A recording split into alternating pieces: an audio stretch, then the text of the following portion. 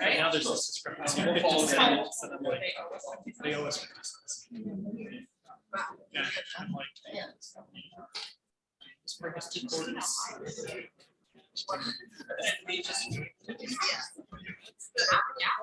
And that's a, I mean, you can try this. Where's my gavel? There's a gavel. Or what they do. We do have audio. What they do, the gavel. Okay, we're live streaming already. Looks like just today and tomorrow. Hey, well, it's 6 o'clock and we'd like to get this meeting started. So please have a seat. It is, I would first of all like to say, I'm very happy. This is, are we talking about Costco tonight? What is it? I'm so happy to have everyone together and in a meeting like this. So yeah, my heart's full for this. I will go ahead and, this is going to be a Lake Stevens City Council meeting. It's April 26th, one day before the best day of the year. And it is 6 p.m. We are going to do this meeting hybrid, which means we are both on Zoom and as well as in person here. And with that, I'll call the meeting to order and ask all to stand for the Pledge of Allegiance. I pledge allegiance to the flag of the United States of America and to the republic for which it stands, one nation, under God, indivisible, with liberty and justice for all. City Clerk, can you give us a roll call, please? Councilmember Daughtry. Present. Councilmember Peterson. Present. Councilmember Frederick. Present. Councilmember Dickinson. Present. Councilmember Jorstad. Present. Councilmember Ewing. Present. Councilmember Tadget via Zoom. Present. Great. All right, great. We have everybody here. Council President, could you get an agenda, please? We have an approval for the agenda. Move to approve the agenda. Second. All in favor? Aye. Opposed? There you have an agenda. Excellent. Thank you very much, President. So with that, let's move into guest business. And we have the great opportunity to hear from our Historic Society today. Cindy, you and your crew are up.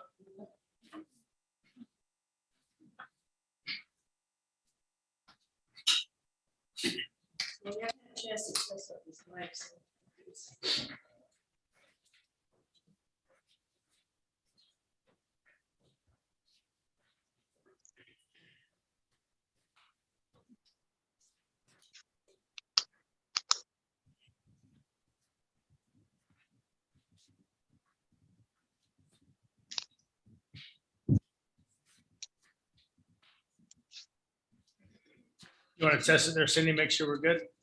Is it on? Is that on? Yeah, we're good.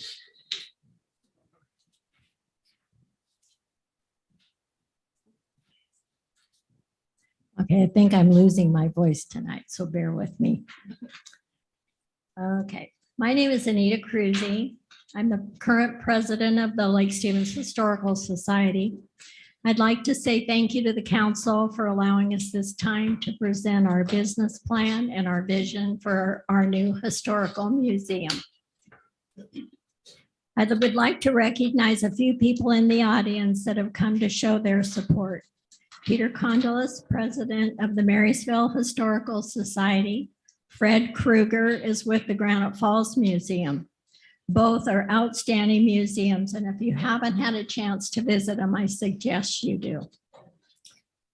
We also have Tom Torlison, president of the League of Snohomish County Historical Organizations. Thank you for coming tonight to show your support.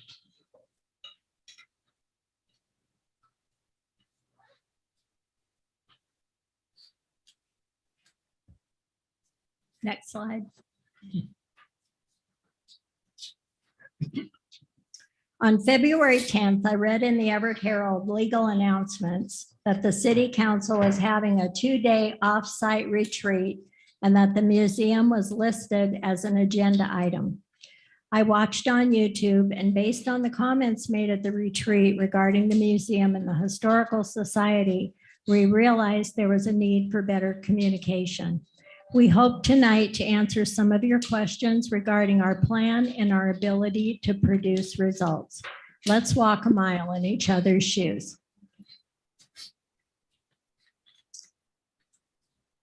The Historical Society first met informally in 1981. They developed bylaws, registered with the state, and became a nonprofit charitable organization, 501c3, on June 4th, 1984, and have remained in good standing since that time. We currently have approximately 120 members. I have heard it said that the society is made up of just old people. Well, we have members of all ages. Our youngest member is Reed McDougall. Reed joined when he was around 9 years old after attending a Highline Elementary School tour of the museum and Grimm House. He is now a junior at Lake Stevens High School and recently received the Lions Club Award for Boy Scout of the Year. I understand Reed is applying to build the back steps of the Grimm House for his Eagle Scout project, and we're very excited about that.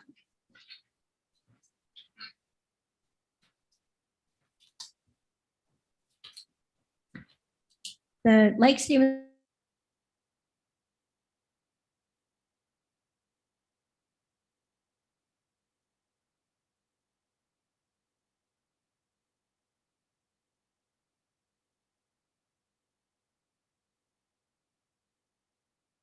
of community teamwork and involvement. Community members are already stepping up with donations and volunteering to help construct displays in the new museum. Next.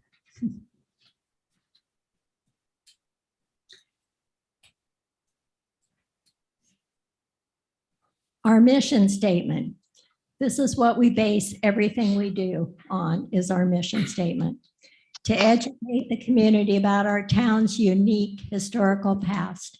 We accomplish this by gathering and preserving informational materials and artifacts which can be used in creating a sense of community through interpretive educational exhibits, programs, and events.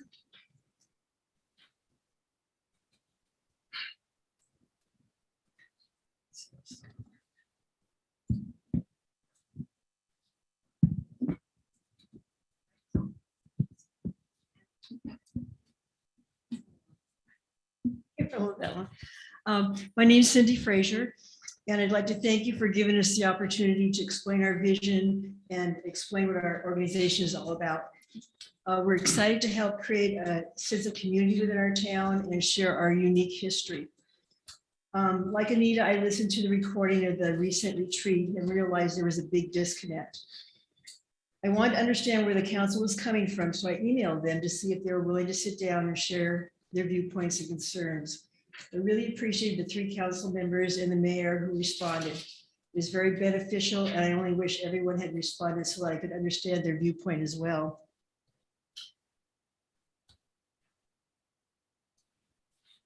Okay, first I'm going to address some of the misconceptions and explain who we are, what we've accomplished, and what we want to accomplish.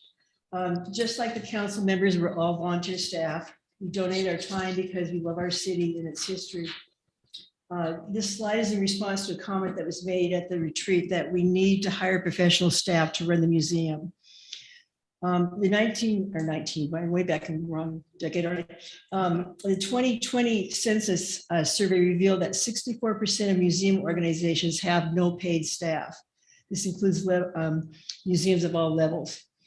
Our volunteer staff members bring a wide variety of skills to the museum. Over 50 years of experience working in the libraries, doing research, over 70 years working in the educational field, over 30 years working in a state government agency.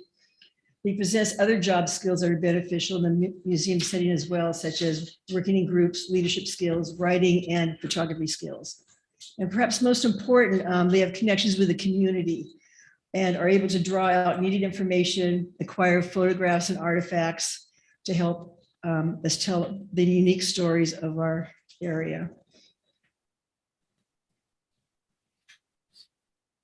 Okay, we are continually attending professional workshops, visiting museums, and reading books and articles to help keep us abreast with the changing trends. And these are just some of the workshops that we have attended recently. There's one workshop on devoted to TikTok or not, and we decided to stick with Facebook and Instagram after watching that one. Good choice. Yeah, it was way beyond us.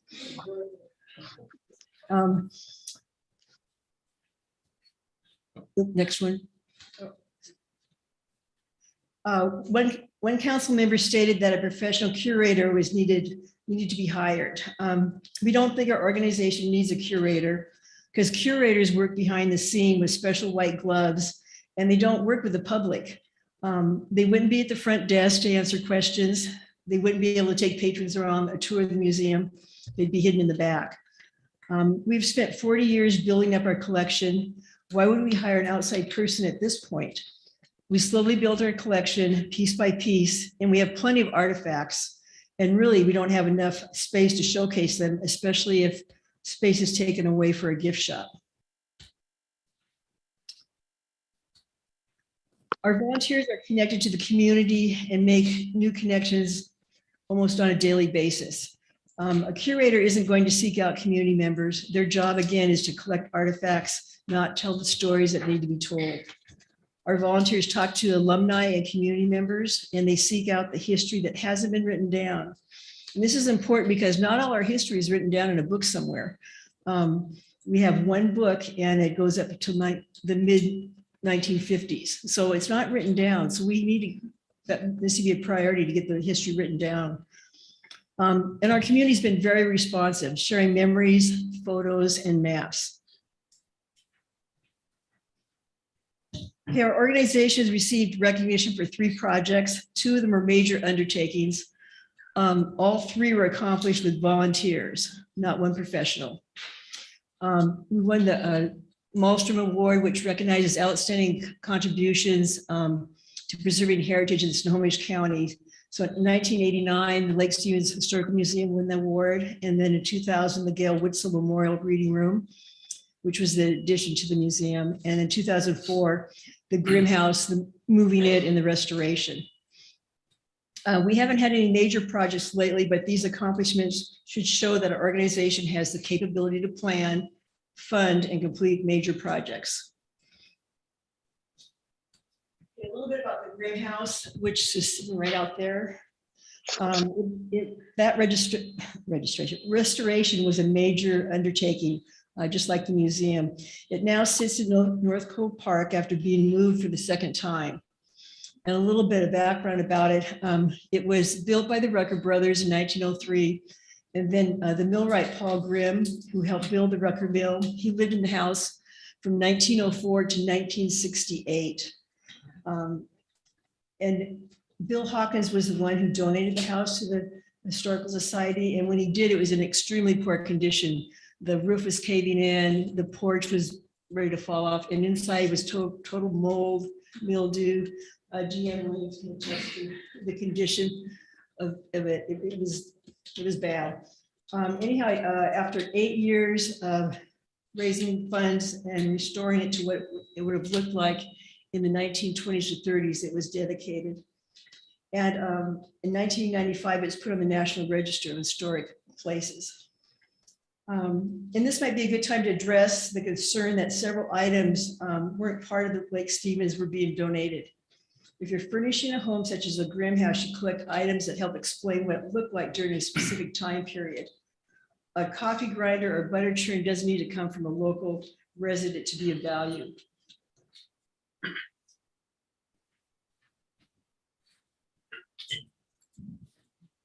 My name is Nancy Joao, and I'm a board member of the Lake Stevens Historic Society, as well as a member of the Mukilteo Historic Society. I held numerous positions over the 20 years that I've been with that organization. But the largest commitment I had made to that society was a buyer of the Mukilteo Lighthouse gift shop. I held this position for 5 years.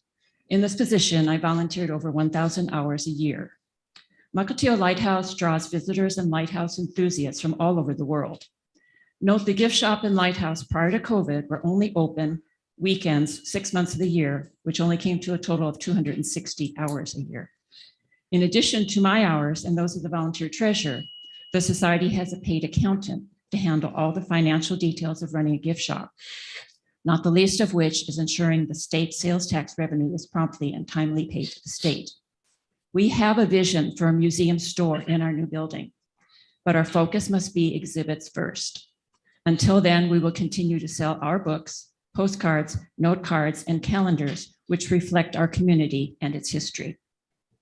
In response to a remark made at the retreat that the museum was never open when it was supposed to be, our museum hours prior to COVID were 3 days a week, 3 hours a day, Thursday through Sunday, and always by appointment. These hours were always posted on the museum door, and they totaled 468 hours per year. These hours, that 468 does not include private tours, visits by appointment, and when we were open in support of the community, such as Winterfest, Harborfest, Aquafest, and school tours. This chart here shows that we were open as much as or more than other historic societies in the area. Please note the only 2 that were open more than us have paid staff. Next, please. In response to the remark made during the retreat, how will the city know the museum will be open to the public on a large scale, not only 2 days a week, 2 hours a day? This chart shows our proposed hours of operation in our new museum, including our involvement in the community. They will total over 1,100 hours per year. This will be triple others in the area and more than 1 with paid staff. Next, please. Okay. The city visited 2 museums in the area, which they thought were representative of what they want in our new museum. One was the Skagit County Historical Museum, which covers the history of their county. This museum has paid staff and receives regular support from Skagit County. The museum building itself is over 9,300 square feet with a separate building for research and 2 separate storage facilities. The other one they visited is a Museum of Northwest Art. This is an art gallery with rotating artwork and not a museum. Their gift shop is necessary financially to keep the gallery open. Both of these museums are in a tourist town. Our museum will differ from the 2 that the city chose to tour. Obviously, size, funding, location. More comparable museums would be Granite Falls and Marysville. Visitors to our museum often ask for recommendations for restaurants and shops in the area. So when we are sharing the history of Lake Stevens, we do bring in tourism dollars to the city. Thank you.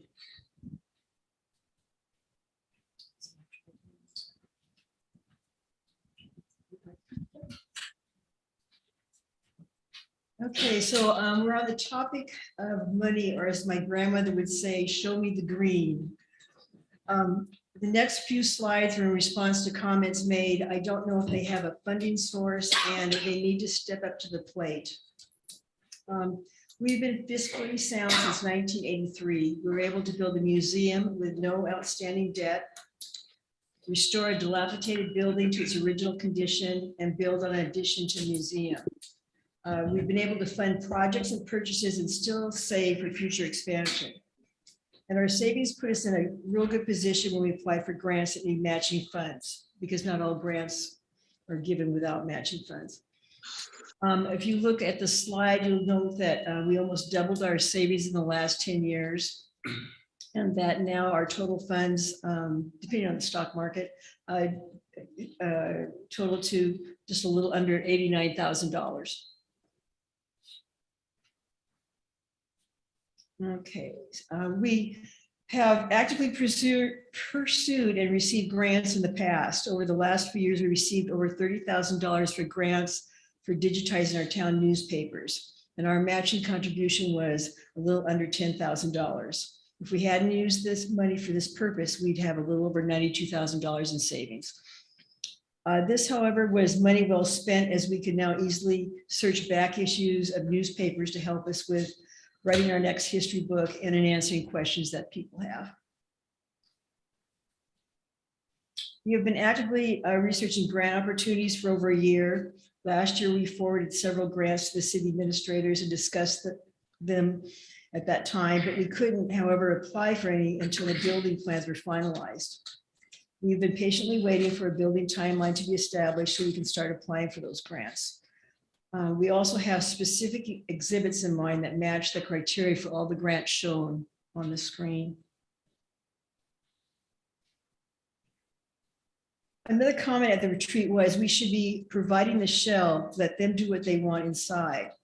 This has always been our understanding since we were first told the museum would be torn down, that the city would fund and construct a new facility, and that the museum would be responsible for the internal improvements. So we are confused when we hear comments such as we need to bring revenue to subsidize the space, and no city or historical society funding has been identified for construction. Okay, funding sources for the exterior. We discussed grant opportunities for the exterior last year as well. I recently gave the mayor this list of grants as a reminder of what was out there. I know people had to scramble to meet the deadline to submit the initial portion of the Heritage Capital Grant. And we were very appreciative of that. We submitted a letter of support and offered help on other portions of the grant. Thank you to all involved with starting this application process. Okay, non-grant funding strategies. We were able to raise a substantial amount of money from our museum bookstore, despite the fact that we had no museum traffic. We held pop-up museums during the market. We held open houses, and we advertised on several Facebook pages. We anticipate at least these amounts to come in the future. So we had sales from books and postcards of $1,800. The old yearbooks, the high school gives us their old yearbooks that they have in excess, and we've been selling those between $250 and $400. We anticipate our yearly calendar this year was $1,500, and we anticipate higher sales again when we have more museum traffic. And to note that 2 books are pure profit because the authors have donated the books to the Historical Society. One of them was the Mitchell book. And we, like most historical museums, sell items that relate to helping others understand their local history. Okay, we plan to produce more history books down the road. One is a Then and Now book. We've been posting Then and Now photos on Facebook, and they have attracted a lot of attention, so we thought we might do that. And then we want to update our history book that only goes up until the 1950s. A lot of Lake Stevens history has not been written down yet. And we could get grants to help offset the printing cost. And some other topics we might do is the locomotive in the lake resorts and the wrecker mill. But these are all possibilities down the road. Okay, other sources of revenue we had last year, the Santa photo donation. It was the first year for this. We brought in $2,600, and we anticipate higher amount next year, especially because it was still during COVID. We have donations to specific projects that came in, and I'm not sure if Wayne Lundberg was here, but he donated money to help with the Mitchell soda fountain, and there's a lovely story behind that donation. Giving Tuesday that they have that special event, we brought in $2,400, and our yearly membership, we send out, they're like $15, $25 dues, but a lot of people add another $25, $50, some people extra $100 or $200 with that. So we brought in over $3,000 with that, and additional donations were under $1,700. So we earned $15,800 last year, and we anticipate to earn at least that much, if not more, next year. Okay, everyone we've spoken with has been excited about our Mitchell soda fountain exhibit, especially alumni who frequented Mitchell's so many years ago. It has the potential to be one of our biggest fundraisers. We would open it on certain Saturdays and Sundays, probably more often during the spring and summer when the people are out. It would have the soda fountain stools that people could sit at to eat, or the ice cream fountain tables. We'd have like a rotating menu, like one day do maybe drinks, next one floats, Sundays, milkshakes, coffee with pie. See what one's the most popular. During good weather, people would go to the Grimm House, backyard patio with their food. And there's a possible partnership with the home ec classes as well. And Mitchell's, for those that grew up in this area, was the heart of Lake Stevens at one time. And we hope the recreated soda fountain will be, once again, a gathering place for downtown. We think this is a unique experience. This is replicated anywhere nearby, and it will draw repeat traffic to the mill spur and also the tourism dollars that go with it. Okay, in the 1920s, afternoon tea was a gathering place for women. We'd like to recreate these teas and open it up to all interested parties. This could be another profitable fundraiser that would help recreate a sense of community. Something unique that would draw people to the museum and Grimm House on a repeat basis. If you're familiar with tea rooms, you'll know that they can be quite pricey, between $45 and $60 per person. So if we charge just a fraction of that, we would be bringing in quite a bit of money. We have a lot of people that are interested in this fundraiser as well, and many people have volunteered to work with this one. We really do have a lot of community support and people that are excited for the things that we're planning. A special children's events could be another big draw that would bring in repeat visitors and help create a sense of community. Topics such as the teddy bear picnic. Of course, we couldn't do that in this weather right now, but fairy princess tea, American Girl doll tea. People we talk to, they're all excited that the children, they want to, adults too they want to come. We could read theme books, story time at the Grimm House, or participate in theme related activities like make a little fairy crown, things like that. Again, a unique experience to draw in repeat visitors. And I think that's important that when you get repeat visitors, because most museums, a lot of times you'll go once and maybe you'll go again, maybe a couple of years later, but we're trying to design activities that will bring people in on a repeat basis. Other possible sources of revenue, author talks, you can earn a percentage of sales. This one I kind of like, the historical murder mysteries. Anybody done the murder mysteries before? Those could be a lot of fun. And the script could be tailored to our city history. And we could maybe draw some community help to write the script. And then the Machias Cemetery tour. Thought maybe we could have that Halloween with lanterns outside and for a nominal fee or donation, tell people about the history of the cemetery. And there is a lot of history in that cemetery. The oldest tombstone dates back to 1893. Okay, combining an afternoon on the lake with a history lesson could be a unique experience. One tour by kayak that would take in the North Cove and visit the listed historical sites on there. And then there's another tour, go to the next slide, that would take in the whole lake by party boat. And so it would take in the North Cove plus the other resorts listed on that slide there. And Mayor Gailey talked about maybe arranging a special tour for the council members. It could be our guinea pigs for our first tour. I think it's a great idea. You need to keep your mouth shut. Make sure they have life jackets. Yeah, really. It might be a murder mystery. You'll never know. Oh, that's right. Okay, the city survey results. Although we weren't involved in creating the questions on this survey, we were pleased with the results. The top 5 priorities were in alignment with ours and areas that we have been focusing on. So we were pleased with that. Russ noted at the retreat that the survey was a means of doing due diligence to see what the community wanted. We don't think that adding a retail space would help activate the spur and bring patrons to the museum. And from this survey, it looks like the community wants permanent exhibits to take precedence over a gift shop. Okay, this is our alternative to a gift shop, a pop-up gift shop. The community could rent a space for a donation, a reasonable fee. I know the market costs $45 a spot, so it could be under that.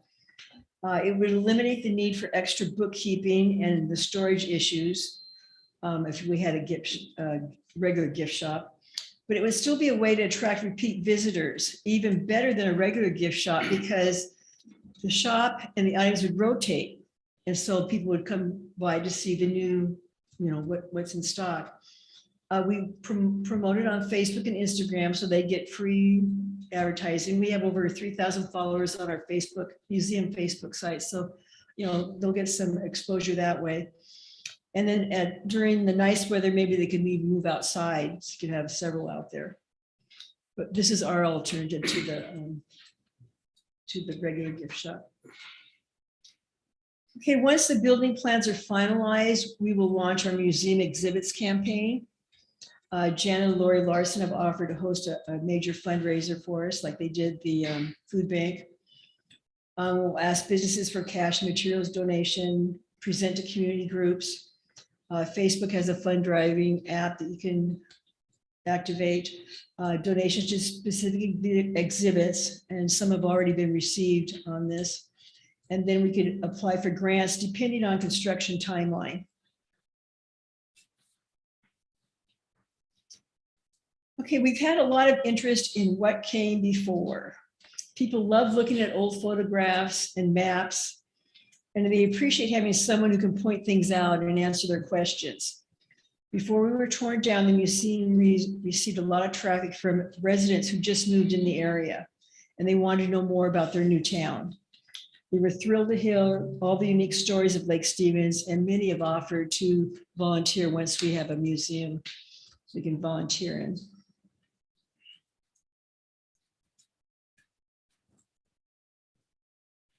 We were happy to see that our visions are compatible with these three statements. Emphasis is on drawing people downtown. The vision is to activate downtown, and it is important to have a vibrant community with activities for its member of all ages. We've been planning for over a year and are excited for our new space that will give us room to accomplish this. We want to create a community space where a variety of educational exhibits, programs, and events draw in all ages to interact with our unique history. We want to offer a wide variety of experiences and activities to draw people into our space, not just once, but for repeat visits. People are looking for experiences for themselves and their family. They want to make memories. They're also looking for a way to build connections, especially after COVID. People are ready to meet new people and embrace their community. Before COVID, we had a pie social to celebrate the 30th anniversary of the museum. And the people who attended it absolutely raved about it. They said it was so much fun to meet new people, and they wanted to know when we were going to do it again. Unfortunately, COVID came, and so we haven't had one again. And we thought too, we'd add to the calendar events at Old Settlers Picnic or an ice cream social, also to create some community experiences. Okay, Chautauquas or seminars on a variety of topics could be a big draw to the area also. The topic could change weekly and could create a sense of community. These Chautauquas are based on a lifelong learning and movement in the early 1900s. And one of our residents, Harold Illman, developed Chautauqua Park in the COVID 1906, which you might not be able to see on the map, but it's on there. So it's just right down here. And Teddy Roosevelt was even a big proponent of Chautauquas. He said they were the most American thing in America. And these were held in huge tents and were all the rage in both Eastern and Western Washington and around the rest of the country. Chautauquas could capitalize on the wealth of knowledge and expertise in our community. Community experts could share their knowledge on topics such as local wildlife, gardening, fishing lures, knitting, geocaching, sketching, you name it. Use of logging equipment and tools, use of butter churns or ice cream makers or washboards. For the younger crowd, childhood games and activities, marbles, pickup sticks, paper dolls. And also historical topics could be covered, locomotive in the lake, the resorts, the railroad. We also want to do a family history night on Thursday evenings around in the museum where people can come in, we'll help them scan their photos and get help with their family history. Again, the possibilities are endless, and I think this would be a good way to create a sense of community. We intend to create educational exhibits that tell the stories of Lake Stevens. We want them to be interactive whenever possible. We especially want to create exhibits that the younger children can interact with. That's one thing that was missing in our other museum because of the size there wasn't much interaction for children. We want the exhibits to be unique to our museum. If they are unique, they will draw people from not only our community, but surrounding areas as well. People seek out museums that have something different to offer that no one else does. And this again will help bring in the tourism money. And we have 4 cornerstone exhibits that we'll talk about.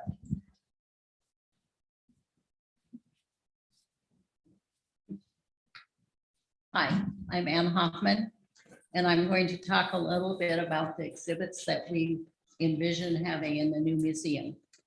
The Rucker Mill, along with logging in general, will be an exhibit, and with more room, we will be able to greatly expand that, and so we can display the logging out artifacts better. Cindy's already talked about the Mitchell exhibit. So many people have talked to us about the time that they spent on those stools around the soda fountain, and we would like to recreate that, as well as have ice cream socials. And in nice weather, that could spill out into the area between the Grimm House and the museum with the bistro tables that we have collected.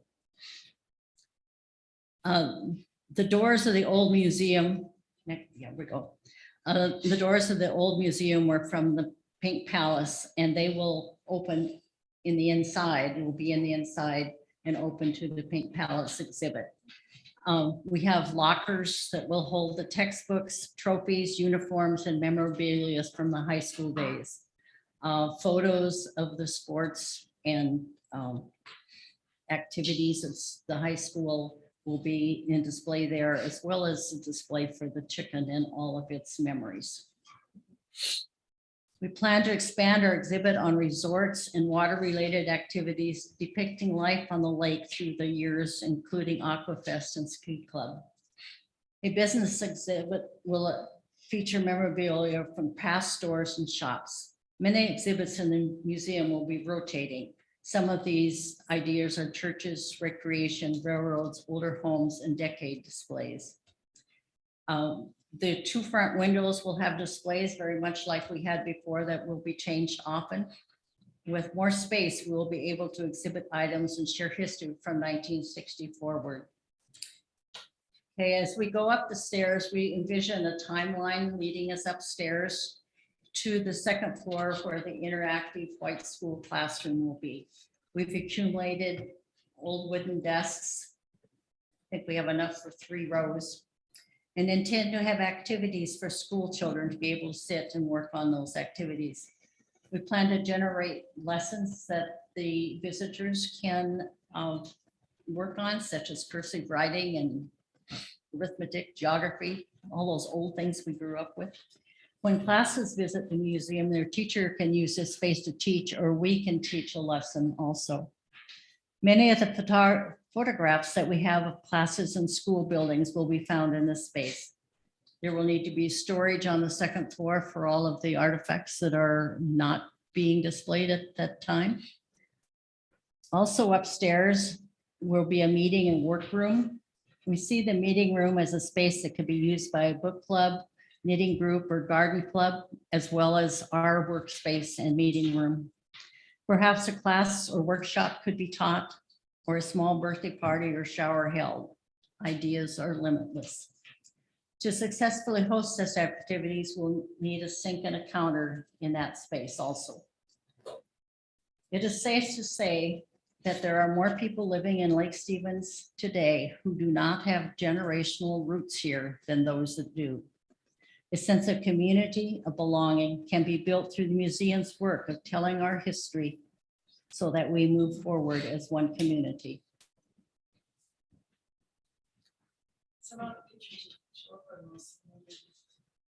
Yeah, I'm not getting pictures, unfortunately. They show up on our PDF here, so. Yeah, we have. Yeah. Oh, okay, so just say one day. Yeah. You can see the full pictures. Oh, I'm sad. Can you see the swans on the lake? Yeah. Okay. I'm sad the audience can't see it. This is one of my favorite pictures, is the swans on the lake. The story behind that picture is the Rucker brothers brought those swans to Lake Stevens. And the story goes that a disgruntled hunter took them out. But I just think that's a cool picture. As you can see, we have many ideas to bring the community and tourism dollars to our museum and to the city, but it won't be possible if we don't have the space that was initially promised to us. We feel we have a good balance of activities and exhibits planned for all ages, both free and by admission, that will draw repeat visitors to the Millspur without having to engage in a full retail services space that would take away from our historic exhibits. Next.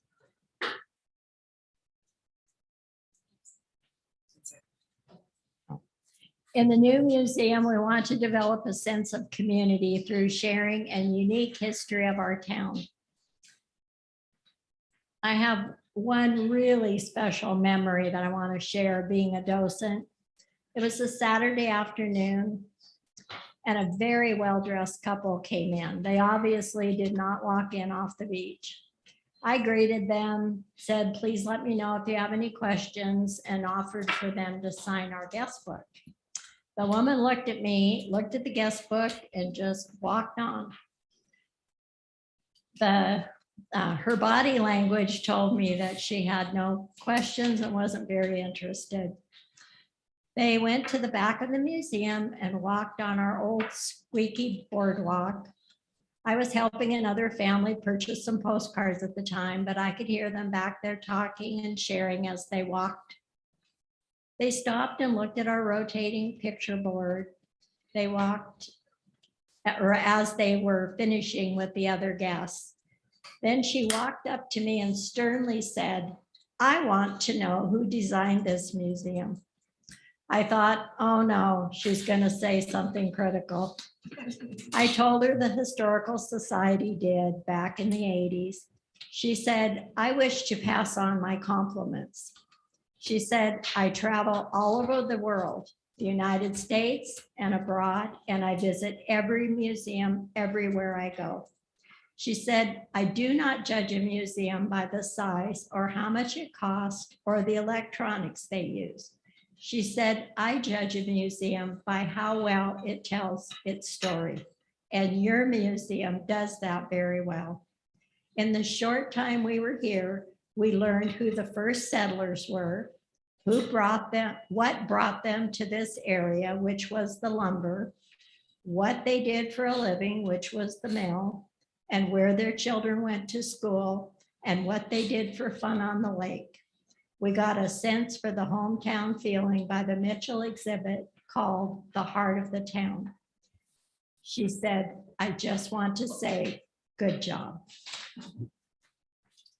We may come from different walks of life and have differing perspectives, but we haven't run into a visitor yet that wasn't intrigued by having a locomotive in the bottom of the lake, that skiers once flew on homemade kites far above the lake surface, or that the lake once offered 17 resorts. There are many more unique stories to tell surrounding the community. Please give us the support needed to share them. Well, thank you so much for having us tonight. If you have questions.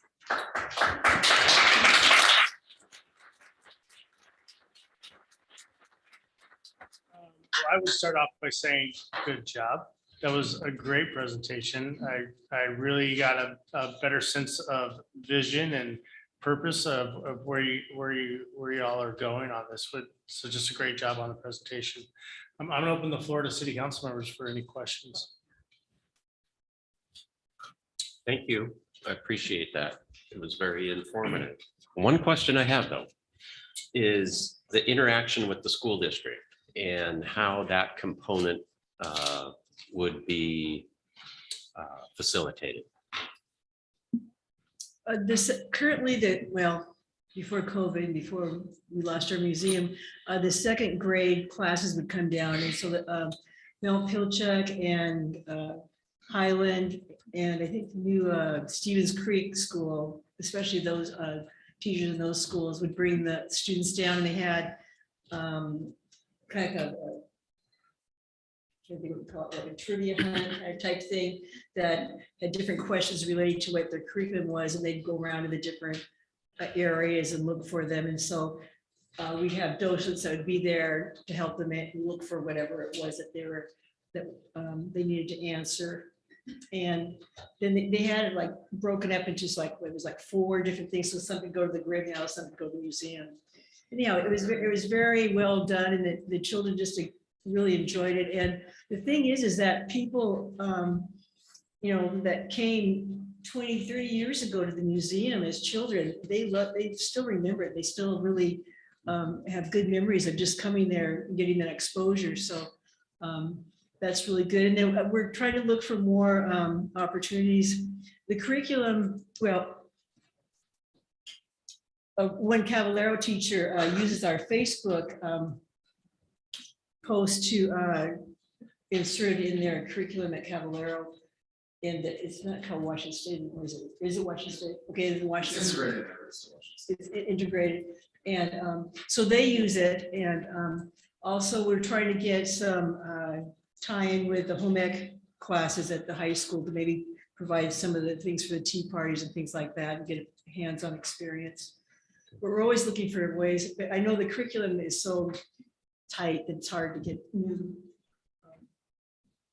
We've always been a part of the history classes when the students need extra credit. And the agreement was they would come down and we would make sure that they actually looked at the exhibits and we talked with them about them. And then we very often had to sign a report that they had been in. Recently, they were just taking photographs of things and showing that to the teacher that they had actually been there. And we're hoping, I made a contact with a HomeLink teacher, and we're very excited about having tours and events with the HomeLink students, having them come through with their teachers. Great. Yeah, one thing with HomeLink, you get a lot of them coming through, because they're free to bring their students in, and a lot of homeschool come in also, and they spend a lot of time there, and they really appreciate having that information available to them. And a question. First of all, thank you so much for the information, but probably more importantly for your passion and your willingness to keep the history of Lake Stevens alive. I'm curious to know what you're hoping this presentation brings about, either from council or from the city. What do you hope to see in the next 3 to 6 months? Well, I personally hope that we can have a building that will meet our needs and not be restricted. Someone was talking about putting exhibits on the top floor, things like that. Because we spent a lot of time planning. We have all the exhibits pretty much laid out, except for, I guess last July, conversations kind of stopped with the planning it. And so there's some areas that we're just not quite sure how we're going to fit things in, but we'd like to have, the whole building to use, because we have many exhibits that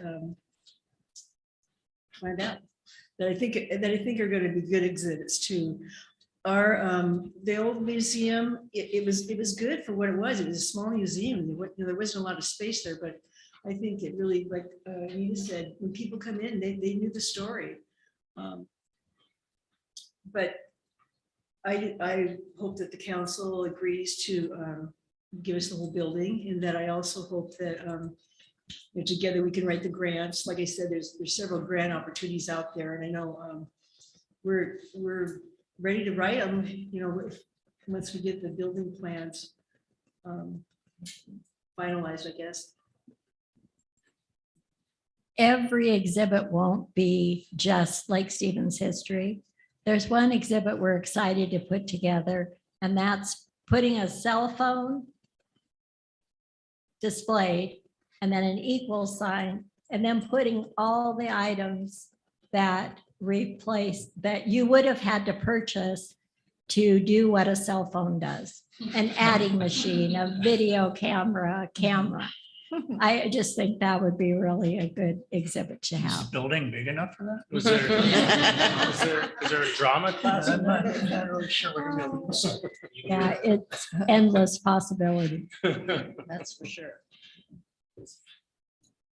Another thing, the younger generation really kind of wanted decades exhibits. They want something more recent. We realized that, I hate to say this, but that the 70s and the 60s, I guess they weren't that recent. They were 50 and 60 years ago. That's terrible. And so we realized that we need to introduce more recent exhibits. And so we wanted to put together like a decades thing. We've been collecting different items from the different decades.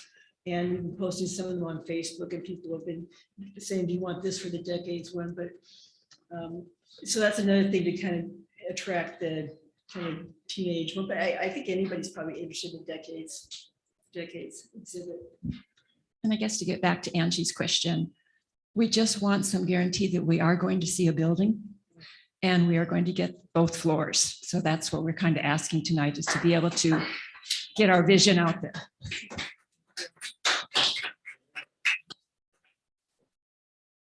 Yes. Hi, I just want to say thank you. This is a fabulous group of people who really care about the history of Lake Stevens. And I can't think of any way that we can feel more like a community than if we hark back to where it all started. And I love the decade idea, because kids, they have no clue, do they? What, the 1940s? What, really? Oh. But no, I really think this is a perfect way. And I think we need this sense of community more than ever. Things have been difficult, especially for our young people. And I love that there are some school teachers sitting over there at that desk. We know stuff. Yeah. So thank you so much. It was fabulous. You're welcome. So I have a question. So how would you feel, given the disconnect between what appears to be a disconnect between the city and the Historical Society, about a third party, like a consultant, weighing in on to provide an objective viewpoint on what we have and what we want to accomplish? I believe we'd be very happy to work with a consultant and the city. We were doing really well working with the city, and Well, I don't mean to COVID suggest, hit and- I don't mean to suggest that you guys Yeah. weren't accomplishing good things, that sometimes an outside person can help provide a different perspective. sure, we'd be delighted to. We're open for everything. And we just wanted to say that we would welcome you to come into the fire station where our storage is. We're welcome you to come in and talk to us, and we'd love to show you more of our ideas and the artifacts and our vision. And I think part of what we wanted to achieve tonight is to let you know that we are capable of pulling this off, and financially, I think we're ready to move forward. Any other questions? No, great presentation. Yeah. Thank you very much. Thank you.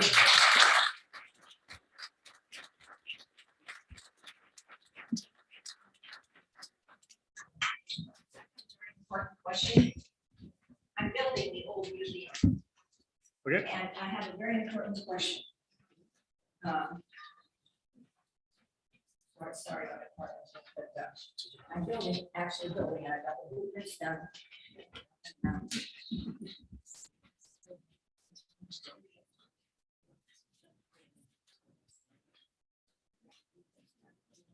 Just added the doors, but the thing on the top of the museum is that little sign on top, right? It says museum, it's got that little sign.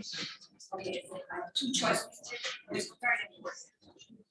This is the size that would be on there, and it's very small, and it's hard to read. But look at this. What about putting this above the sign? You know, man, we can talk about those sorts of things, but we're still in our meeting right Oh, now. I'm sorry. No, you're I okay. wanted to just- I appreciate it. Yeah, But yeah. I think that people would get- Okay. Yeah. We'll take a look at it. Okay, all right. Thank you. Hey, we're gonna move on to our next topic, but I did fail to mention that we are gonna have citizens comments tonight. If you wish to have a citizen be up on the podium for 3 minutes of citizens comments, make sure you fill out one of these. They're just outside the door, and give them to my wonderful clerks. Clerk, square it over here. And they'll get them to the clerks. Okay, so with that, we'll move forward to community transit presentation.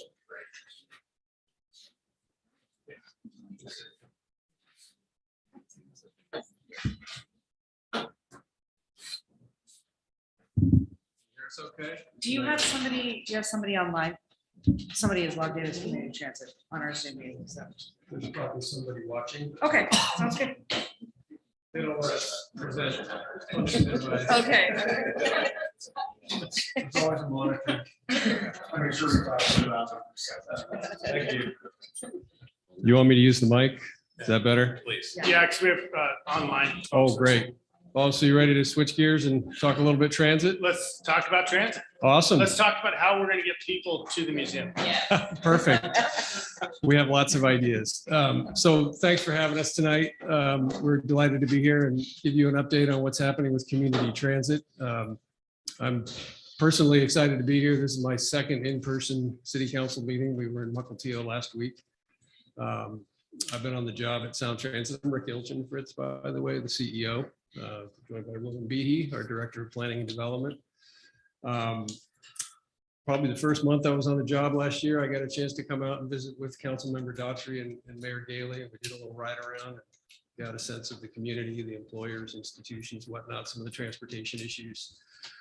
And I thought at the time, and I may surprise you to hear, but I grew up on Mercer Island and left a long time ago, but I noticed a pretty significant similarity between here and Mercer Island, and that is there's really one way in and one way out. You can sneak out the back, sometimes that works, but really, as far as trips to employment, services, family, what have you. And then today, as I was coming across, and my travel time increased from 25 minutes to 45 minutes, as we experienced all 4 seasons in one commute. It was quite striking, just how dependent the community is on that connection across the trestle to Everett. So just an observation. I appreciated the time we got to spend together a year ago and coming out again today as a reminder. Just want to give a quick update about some of the things we're working on, and Roland is going to do a deeper dive on our 2024 network planning effort. There's lots of other things cooking at community transit, so I'll just touch on a few of those before I turn the mic over to him. It's been a long 2 years getting through the pandemic, and we're very proud of the fact that we made it through without missing a day of service. We focus every day on providing quality, high-performing, reliable service for the people who use it and depend on it. And that's our #1 priority every day, all the time. And we're proud of that fact that we got through the pandemic, didn't miss service, really learned who depends on the service we provide during that time. When major employers started sending folks home, our ridership started to decrease, and we really saw clearly who was using the service and why. It was first responders, it was medical workers, it was retail workers, it was service providers, construction workers, educators, people on whom the rest of society was depending to make sure things kept going while the economy and the community shut down. And that was a pretty big deal. And our focus there was making sure that folks experience safety on the service. And so initially it was about doing the things that were necessary to create that level of safety, investing in air purification, air filtration, intensive cleaning, providing masks, hand sanitizers, that sort of thing. We've obviously relaxed on the mask requirements since the feds backed away from that last week.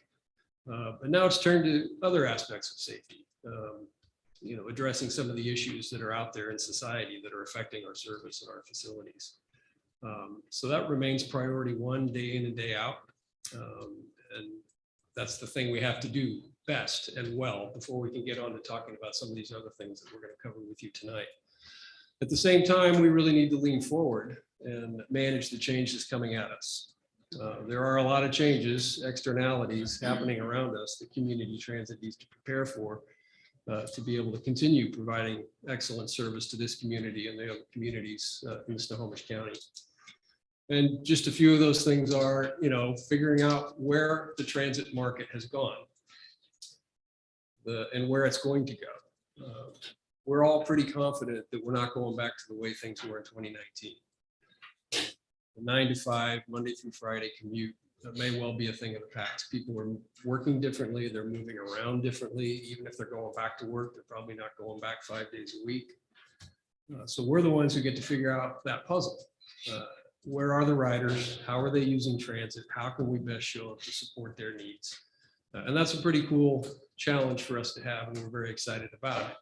And that's something you'll hear in what Roland's going to be talking about. There's changes in the way we provide service.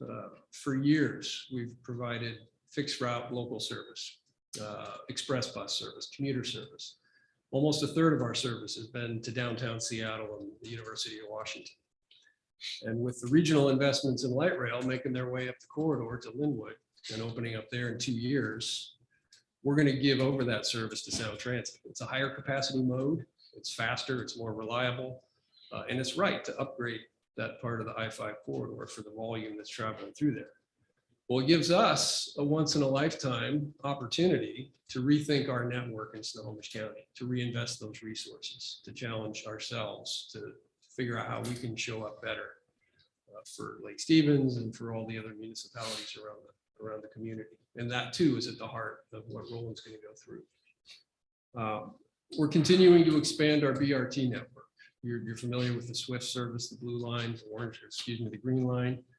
We just broke ground last week on the orange line, which will be our third BRT line that connects Mill Creek across to Edmonds College, connecting at the light rail station in Linwood. We'll start planning the gold line up to Marysville and Arlington this year. And then we've got out in the out years, kind of a twinkle in our eye is a silver line, which will be another east-west from Seaway across to the Cathcart area. So that's going to be a big part of our focus, will continue to be a big part of our focus. And that's that core network that provides a bus every 10 minutes, connecting all the different municipalities within the county, or as many as we can. Technology is changing. We're starting to take a look at transitioning our fleet to incorporate zero emission vehicles. So we've begun a deep dive study on the state of that technology. And we are trying to figure out how to fit that technology within our service profile. We run a lot of very long routes. We go out to Darrington, we go up to Stanwood, we go out to Gold Bar. And so we're trying to figure out how that technology and its capability can fit with the kind of service we want to provide, we need to provide. There's a lot of money on the table from the federal government, from the state government to help transit agencies like ours figure out how to leverage that technology, not just to provide a cleaner service, potentially a more efficient service, but to contribute to the effort to address climate change. So there's some interesting and unique opportunities there. And then we're looking at trying to provide new types of service. So in addition to fixed route, in addition to BRT, in addition to looking at those point-to-point express buses, is there a role for on-demand transit in the future to bring people back to using public transit, to make it easier for them to make that choice? We're launching a pilot project this fall in Linwood, where we'll use shuttle buses essentially to circulate on a fixed route, but deviate on demand to pick up people who summon them to deliver them to points within the city of Linwood, whether it's the mall, the college, the transit center, and do so with the convenience of a rideshare app with the price of the transit fare. And we're hoping that that's a way we can test people's interest in picking transit as the most convenient option. if it works, if we can figure out how to do it, it's something we want to try to scale into other municipalities around the county. So what you might see in the future, as opposed to the old sort of hub and spoke transit network, you might see a web of micro local networks within municipalities connected to a bigger intensive BRT system. So these are just some of the things we're working on. The first order of business, though, is to engage this community and your neighboring communities in a conversation about how to change the overall network between now and when the light rail system opens in 2024. We've had one round of public comment to get some input on what we should be prioritizing as we start the work. And now we've rolled out some service concepts, and we're asking people to engage a second time and tell us what they think. So Roland is going to walk through that material, and appreciate again you having us here, and I'll turn it over to him. Thanks, Rick. Before I get rolling too, I just wanted to really acknowledge the city staff. I know Russ and the other folks we've really been engaged with really throughout the process. And so Lake Stevens has been a good partner in this, and we're looking forward to getting your feedback on this next stage as we go out for public comments. So let's go to the next slide, please. So Rick talked a little bit about the opportunity with 2024 and the fact that Sound Transit is building light rail up the I-5 corridor. I'll talk in a few minutes about the connection we made at Northgate last year. It would be hard to overstate the impact this is going to have on public transit in the county, and really just the opportunity is, as you described, to leverage that and to redistribute resources in public transit throughout the communities of Snohomish County. So really providing more effective connections, not just to the commute services that Sound Transit will offer at Link Light Rail, but really to destinations throughout Snohomish County within communities like Lake Stevens as well. So it's a tremendous opportunity. It is a generational exercise. We haven't had a network restructure this big in our entire history since the agency was founded in the mid-70s. So it's huge. It's impacting every part of the agency, and we're excited to be underway with it. Next slide. In terms of where we're at in the process, we're working toward a board decision in December to finalize this network. We had an initial round of public outreach in December of last year. We had nearly 1,000 public responses to that online survey. We engaged with our city partners, county partners throughout Snohomish County, engaged with a lot of community-based organizations as well. So we're right in the beginning of the phase 2 outreach process that is going to continue for the remainder of April and May, and then we'll reconvene as a group of planners and say, what did we learn in this process? What kind of feedback did we get? And really put pencil to paper and do the final network analysis and planning that will lead to that recommendation for our board later this year. Then we take the rest of 2023 and the early part of 2024 for all the implementation steps they're going to take to reorganize the network, move bus stops, establish new routes down roadways we've never operated before. A lot of work to get to that day when the buses actually roll when Link Light Rail opens. Next slide, please. As we started this process, we had 4 primary goals that were informing the work. The first was to make that connection to light rail. That really enables the reinvestment opportunity that we're talking about. And also we wanted to really connect people to that unique opportunity that light rail represents, as opposed to being stuck in traffic on I-5, which we've all experienced as we travel to destinations in King County. Light rail is going to be completely grade separated. You've seen the construction underway. That guideway is going to provide a trip that from Linwood to downtown Seattle takes 28 minutes each and every time. There's no traffic to interfere with it. The service is reliable. It's consistent trip to trip. You'll see a train every 4 minutes during peak hours. So it's really just an unprecedented and amazing level of service. And that experience is going to really draw many more people into the transit network overall, including community transit service. We also wanted to expand access to frequent service throughout our network. What you'll see in the network proposals that are out for public review is a general overall increase in the level of service for most of our routes. And there's also some key corridors, like Rick mentioned, our bus rapid transit corridors, where you'll see a very substantial increase in frequency, where a lot of the density and residential development and employment is going right now in the county. And we'll also see increases in frequency in other major arterials throughout the county. We're adjusting to a changing market. We talked about the fact that travel behavior has really changed through the pandemic. It's going to change as well in that we're now serving primarily inside Snohomish County rather than carrying people to destinations in King County. So we have an opportunity to really transition to more of an all-day, all-week service, not just focused on peak commute hours for 9 to 5 commuters. And we're really trying to tap into that opportunity to become an all-day service provider for more residents of Snohomish County. And then finally, a big focus on equitable access. And this is informing both the planning process itself in terms of how we prioritize service to those who need it most. And Rick talked about those essential workers that are out there every day using our system to get to jobs in the community. It's also informing the way that we plan in terms of our outreach focus and making sure that all of those voices are heard as we seek input into our plans. Next. Thank you. So the first experience with a connection like this was back in October when Sound Transit completed the Northgate Link Light Rail extension, and Community Transit and Sound Transit redirected our commuter bus services to connect to that station. And we've really seen a lot of new travel opportunities emerge. About 3,000 people a day have been using this connection from both services.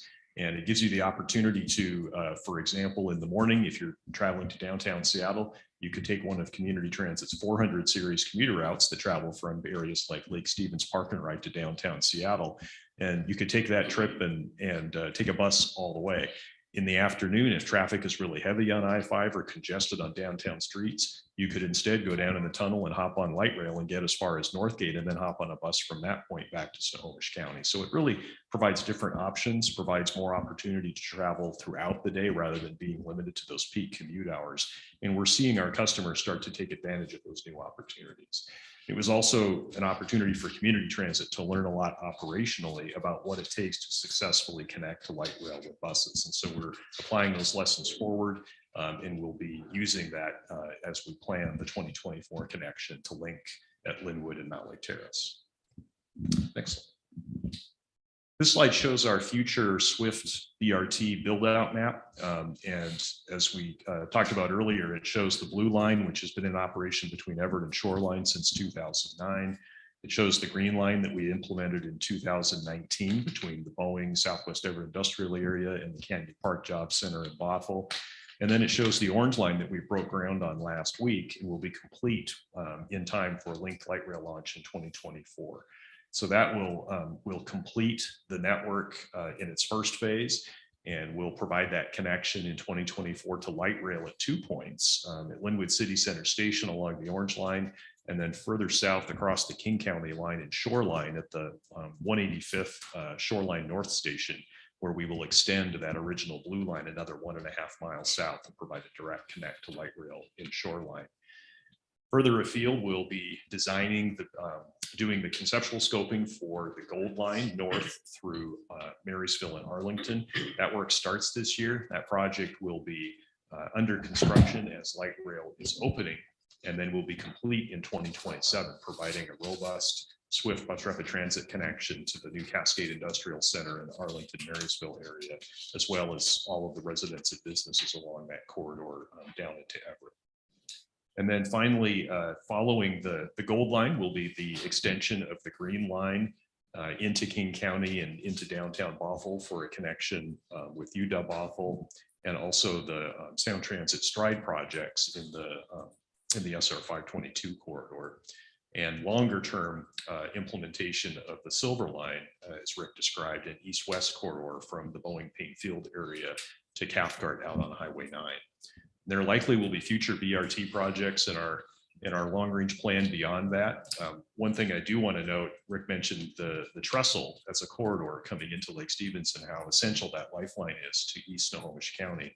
I know as we've talked with WashDOT about the eventual rebuild of the trestle and the scope of that project, we've talked about the opportunity for frequent transit service between Lake Stevens and Everett on that roadway. And I think that's a critical part of the long-term vision for the trestle as a multimodal corridor that gives residents of East Snohomish County, including Lake Stevens, a high-capacity transit option rather than having to take their car across the trestle. So that remains part of our long-term vision, And as we work with WashDOT and the other partners in that replacement of the trestle, we'll look for opportunities to ensure that we have multimodal service at that level on that new facility. This map shows the orange line, which we broke ground on last Tuesday. It's a 11-mile corridor east-west connecting our existing Swift Green Line, serves McCollum Park and Ride, the Ashway Park and Ride, Swamp Creek Park and Ride, Linwood City Center Station, where the link connection will happen, and then terminates just on the other side of the blue line at Edmonds College, where we'll be building a new transit center. This is an $80 million project. We have a $37 million federal capital improvement grant, as well as other federal and state funding in the project. It's really going to be a critical part of our connection strategy for Link Light Rail and providing frequent service to that station. And we'll connect many of the dots in South Snohomish County in terms of important transit nodes. Next slide. So this is really an exciting part of our plan. New service options, and the pictures show a variety of vehicle types that can be used in some of these new innovative services that are really beginning to appear in many places throughout the transit industry. And Pierce Transit and King County Metro have already been operational with projects along these lines. Community Transit will launch a pilot later this year in Linwood. And through that 12-month pilot process, we're going to learn a lot about what it takes to operate a service like microtransit, how the community can best use it, and how we can really, rather than waiting for people to walk up to a bus stop and wait for a bus, how we can actually reach out and meet them where they are in the community and either provide that trip for them to their destination or bring them into the high capacity transit service at the core of our network for their final journey. So it's really exciting. It recognizes that many people today are planning their trips with mobile devices that are in their pocket, and that's their connection to the system.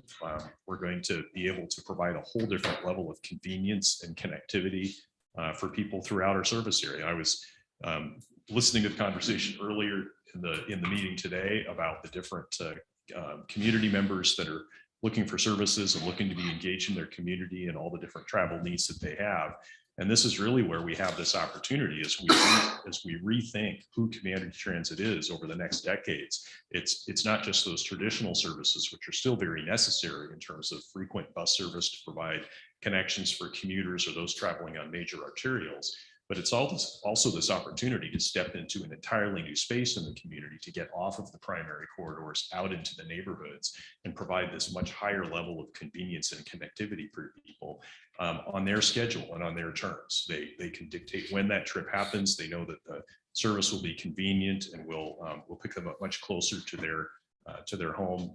So it really is an exciting opportunity for us. And it's something that we'll be looking forward to implementing more of as we implement the 2024 network, and then especially as we grow beyond that. In terms of the new services for Lake Stevens, I'll share in just a few slides the link to the online open house, which was up yesterday on our website and will be out for the next month. Just to really encourage people to go to that website, to take a look at what the offerings are for Lake Stevens, or really the entire network, as Lake Stevens is a community that's very connected to the entire system, and your travel needs really reflect those of the overall county. We're expecting to see strengthened services on the north-south corridor and on Highway 9 between Lake Stevens and areas to the south, such as the Silver Firs area moving into Mill Creek, connecting with the orange and the green lines in the SR 527 corridor, and ultimately to those transit nodes around I-5 at McCollum and Mariner Park and Rides. We'll see likewise improvements to service to the north through Marysville and Arlington and up to Smoky Point Transit Center and the jobs that are developing around the Cascade Industrial Center. Strengthen east-west connections on routes like the 280 that connects all the way to Granite Falls and travels through your community on its way to Everett, and also the Southwest Everett Industrial Center. And you'll also see a robust connection during peak commute hours to Linwood Link and the Linwood City Center Station. So please do look at those network concepts, at the improvements that we're proposing. Provide us with your feedback, and we'll be looking to adapt that proposal and continue to make sure that it reflects the needs of the community as we work into the final network later this year. This slide talks about our priority on service for equity populations. As I mentioned earlier, we're really trying to improve the reach of our communication with the entire community and make sure that we both incorporate the needs of the entire community in our planning for where service is planned, but also engage with those voices as we look for comment on our plans. Next slide. So this talks a bit about the outreach process that we've conducted to date. Again, we had a survey that was out online in November and December of last year with nearly 1,000 responses. We had a lot of online engagement with our city and county partners. We had a lot of in-person events with community-based organizations throughout the service area, and had good, robust participation from all of those groups. This is an early move in this direction on the part of community transit. We're looking to get better at our engagement and outreach with the entire community. And we're looking to repeat this process in the second phase. And as I said, we're out as of yesterday with the new online open house. Next slide. In terms of some of the key feedback we heard in that first phase that we have then incorporated into the proposals that you'll see out there for the second phase. One was a real focus on travel more consistently throughout the week and throughout the day. So while we still heard from commuters and understand their needs during those traditional peak commute hours, we also heard from many more people who are out there traveling middle of the day or in the evening hours or on weekends. And we understand their desire for a more consistent level of service throughout the week and day. And so they'll see that reflected in our plans. Next slide. This is the address for the online open house. If you go to Community Transit's website, there's a banner page that drives you to this location and the opportunity to provide feedback on our proposals. We've divided the county up into quadrants, which will help to focus your attention in the different communities throughout the public transit benefit area. And you can drill down and get details on each route and the changes that we're proposing, and also the new routes that we're planning.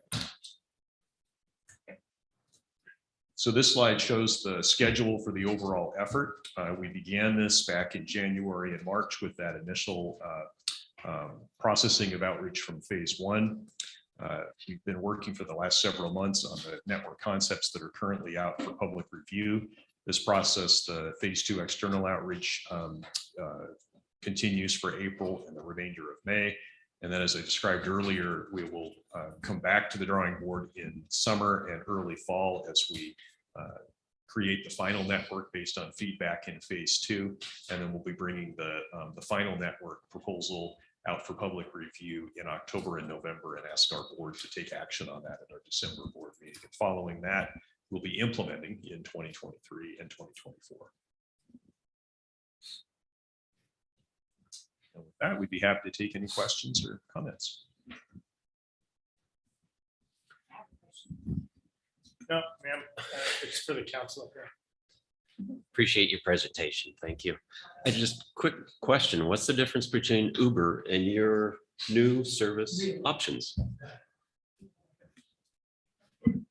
I think your museum exhibit with the cell phone and the things it replaces is going to need room for a Prius with a lift sign in the window. At least that's my potential vision, right? The idea is to try to recreate that level of convenience and functionality for transit users. And our hypothesis is that would be, should be an effective way for us to build ridership, increase the number of people using public transit. You know, the differences in functionality would be a couple things. One, you're not going to use it for a point-to-point trip to the airport or to downtown. It's going to operate within an established area. And the point is to connect a rider to destinations within that localized area, that micro market, and also to the transit hubs within that area. So if you're in Linwood, for example, you could summon a shuttle vehicle using a phone-based app, pick it up on your street, and ride it to the light rail station, or ride it to the mall to go shopping, or ride it to a professional appointment, and then take it back again. The price point would be the transit fare, and that would be calculated into your transfer activity as you move through the system. So assuming it would be a lesser charge than an Uber? Is that the idea? It'd be the transit fare. Yeah, it'd be the local transit fare. Okay, thank you. I'll be short. The mayor and I went to a conference 2 weeks ago in Seattle, and I'm a country girl. Okay. So going to Seattle was scary. So I went into Everett, jumped on a bus and rode in there with my senior Orca card. It cost me $1 to get into Seattle and to get back. And the other thing about equity, I really was thrilled to see the variety of folks that got on the bus, all different ages, all different nationalities. It was a beautiful thing. So just got to say, you're doing something right. And I think the more we can get away from using gasoline, the world needs that right now, for sure. Thank you. Yeah. Yeah, I'm not gonna have any questions. Yeah. He's got a connection. Yeah, he's on the inside. So I've got a couple of things. One, I would ask that community transit take a deeper look and really look hard at Highway 9 and connecting Lake Stevens to the Cascade industrial area in Marysville. But those workers are going to come from our community, and they are not going to drive across the trestle, spend the time to drive across the trestle, to park at the Everett Trans Center, to go north on a bus. They're going to want to go direct from Lake Stevens up. So if you could please take a look at that, see if we can't figure that puzzle out, that would be awesome. The other question I have for you is, what's community transit doing to look into the future? Because transportation is going to change. How we physically do transportation is going to change drastically really soon, a lot quicker than we think. And what I mean by that is things like automated buses, driverless buses, aerial passenger drones. Like, is community transit thinking that far ahead? And how does that go into spending a lot of money now for infrastructure that we may not need in 10 years? So there's two questions there. I'm going to ask Roland to respond to the first one. There's some proposals in the draft 2024 plan that's out that show how Lake Stevens users would connect up through Marysville into the CIC. I'll speak to the second question before passing the mic over. I didn't mention at the start in my introduction that we're also looking at and have started a process to update our long-range plan. So looking beyond 2024, we're updating our existing long-range plan to align with the PSRC Vision 2050 land use and transportation plans. I don't think any of us can predict the future, but we will use that process to commit ourselves to figuring out how we can take a spirit of innovation, creativity into the future and make sure that we're challenging ourselves to provide services that are relevant and useful as the community changes around us. That's the spirit we've brought to this notion of trying to scale microtransit. It's right here. It's how people are living their lives. So can we provide a service that takes advantage of that and works for them?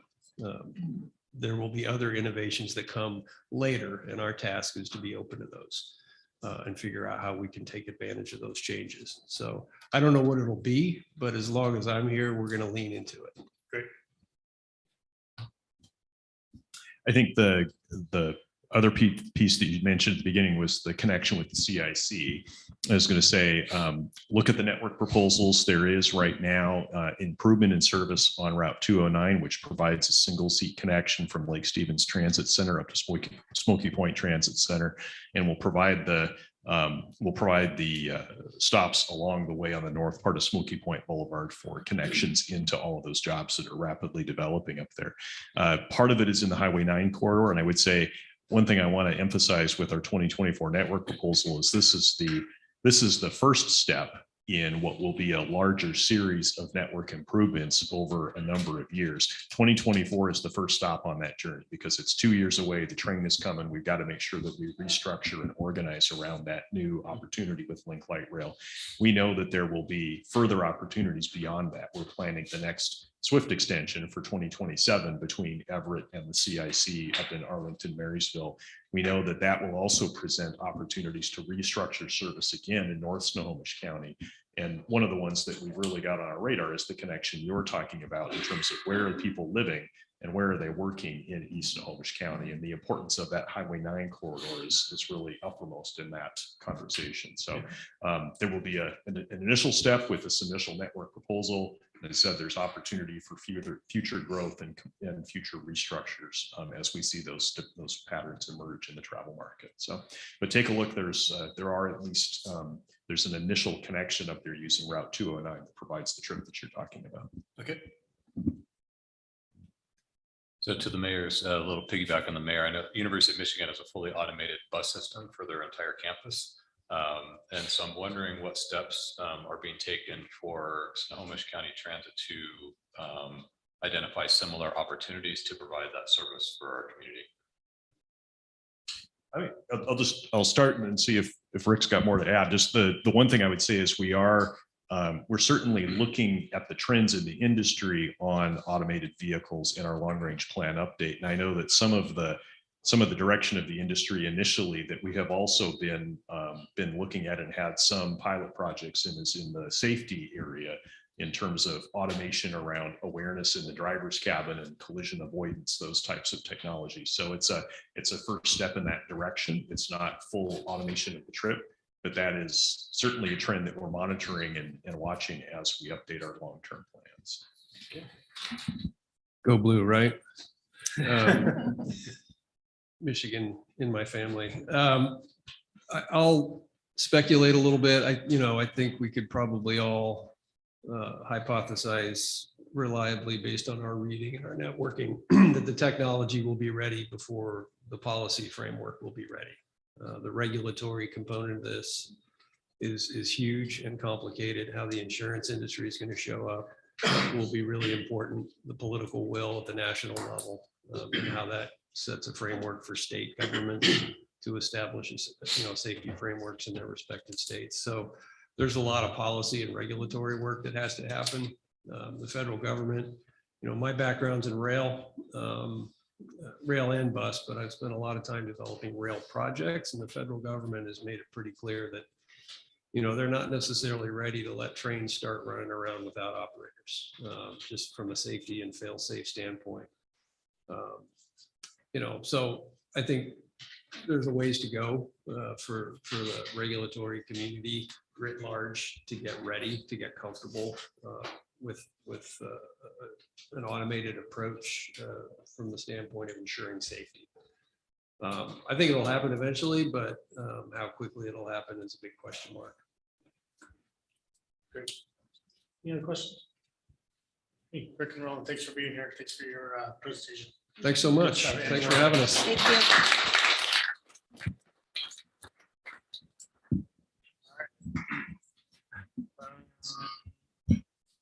Council hasn't recognized already. We have many new faces working in the city, which is great. And we're going to present through them tonight. Russ.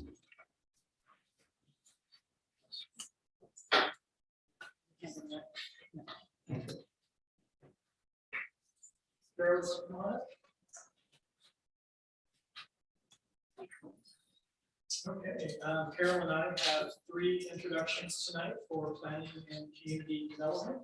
First, I want to welcome Nico Fattis, if you want to come on up. Nico's come to us from Oklahoma. He worked in a couple of cities out there as a planning intern, just graduated with his master's degree from the University of Oklahoma. We're really lucky to have him. He's going to be the future for this profession. And just a little bit about Nico, he enjoys a lot of extreme outdoor sports, mountaineering, running marathons, so he eats a lot of snacks to keep up his energy. So great to have him around, and come and say hello if you get a chance. He's really a fun guy. We have a tradition here, and now that we're back in session, please run the gauntlet.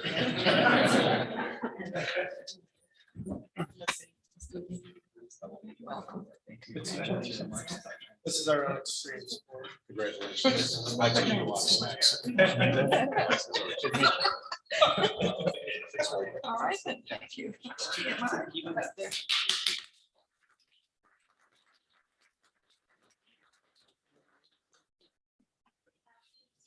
Earl Manis for building official. I'm excited to be here to introduce our two new building instructors. And I can have them.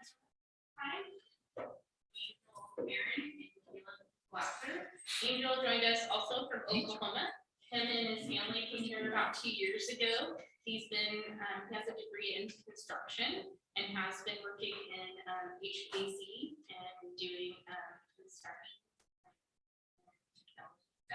And so I'm super excited to have Angel, and Caleb just started last week, and he has lots of experience in construction. He's been a superintendent. He has been his own contractor and did home remodels, and he's also been a project manager for Housing Hope.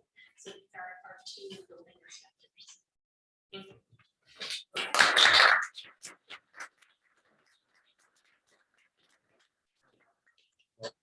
Congratulations. Thank you. Yeah, we'll talk.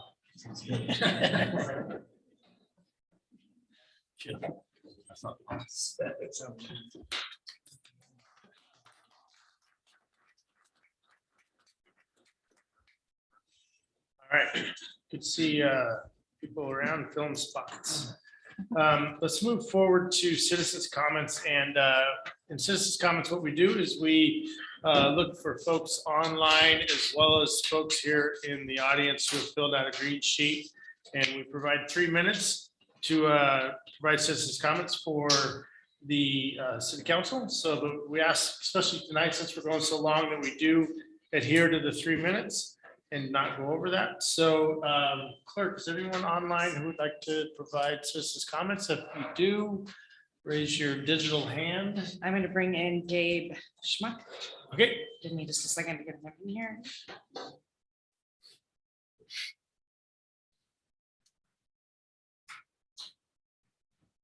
All right, Gabe, you are here with the council. If you can unmute, you have 3 minutes. Hi, can you hear me? Yes. Okay. My name is Gabe Schmuck. I live up here on Cedar Road. As you know, I've been to a couple of these meetings in the past, and I'm going to be bringing up the same issue that I brought up before about the sidewalks up here and across the city in residential areas. As long as road safety, I have not seen any changes on the timeline of when these sidewalks and safety devices are going to be going in. So I just wanted to make sure that the council was aware that this is still a very real issue. Summer's around the corner. And so there's going to be a lot more traffic on these roads, especially with school getting out and with businesses picking back up after COVID. And so I just wanted to make sure that there was a clear timeline on when some of these sidewalks might be going in, where they will be going in, the priority on which roads are going to be getting these actions taken. I can forward the council the emails that I had with the civil engineer a few years ago, if that will help. There's some studies that were done, some of the criteria on how the studies were done were a little bit flawed because of how the data got collected. But if there needs to be another study done to make these roads a little bit safer, I would seriously advise that to be done. So if there's anything that I can do to forward that information to either the council or to the city engineer, please let me know. I will absolutely be 100% on board with doing that. So I just want to make sure that you guys are aware that this is still, like I said, a very real issue. Kids are going to be playing in their yards, distracted drivers, and speeding on this road is very critical. So I just want to make sure that you guys are aware of that. Thank you. All right, thank you. Anybody else online? I'm not saying anybody, so just a reminder again to raise your hand in Zoom if you'd like to speak to the council. No one else? Nope. Okay, so I do have a couple folks in the audience who would like to provide comment, and let's start with Peter.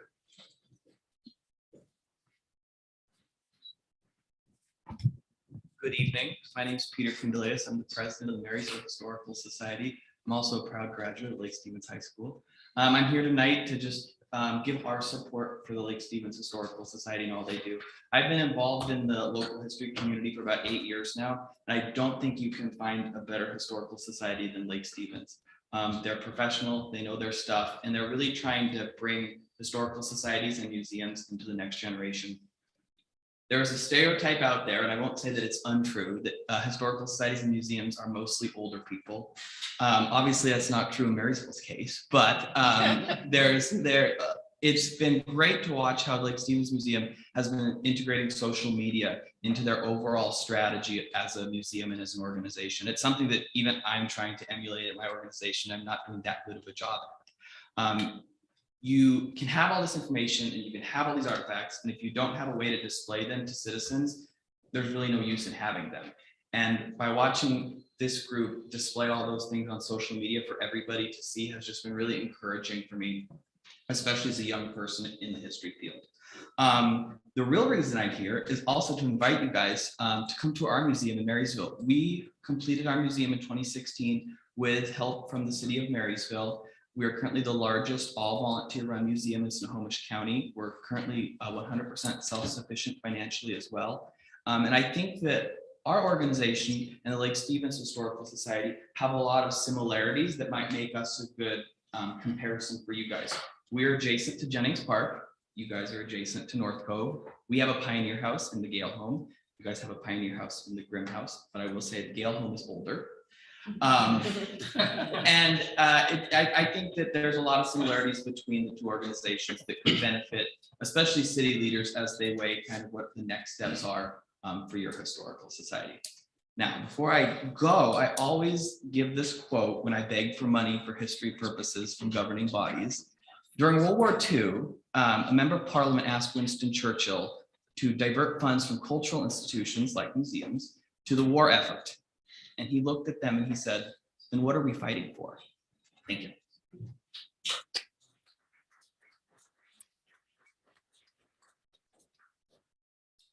Next, let's go with Judith Campbell. Ms. Campbell, 3 minutes. All right, people complain about Highway 9, the traffic on Highway 9. They say it's horrible. It is. And then they say Costco is going to make it a lot worse. How can I make it any worse? It's horrible. We need it widened all the way from Arlington or Smoky Point all the way down as far as we go. And also the trestle is so important. I'm glad to hear that they're going to try to build us a new one because it is horrible. I take the bus and it's a trip, especially with the articulate buses that are being run now. It's ridiculous. 1 or 2 people on an articulate bus, that's a gas hog, you know. I mean, it's a beautiful bus, but it's not for out here. But anyway, we need those highways really bad, you know. So yeah. All right. Okay, thank you. Thank you. And last, I have Amy Lewandowski. Thanks for not losing that paper.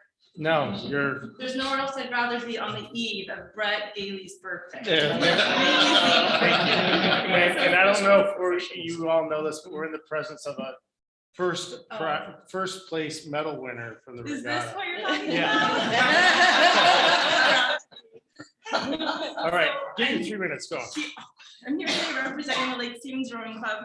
Just wanted to remind everyone that we hosted a huge regatta this weekend and just want to thank City of Lake Stevens for making it so fun and successful. 22 clubs from Eastern Washington, Western Washington, and as well as Oregon came, had over 500 participants and spectators. We staged all of North Cove with their boats called Shells, as well as the boat launch. And we found parking on city streets all around. It actually worked out pretty darn well. Downtown Lake Stevens was extremely busy. Most of the participants became patrons of our local restaurants and establishments. I know Lake Stevens Donuts said they've never sold that many donuts before. They are delicious. So we just really appreciate the city's support, including Jill and the Public Works Department.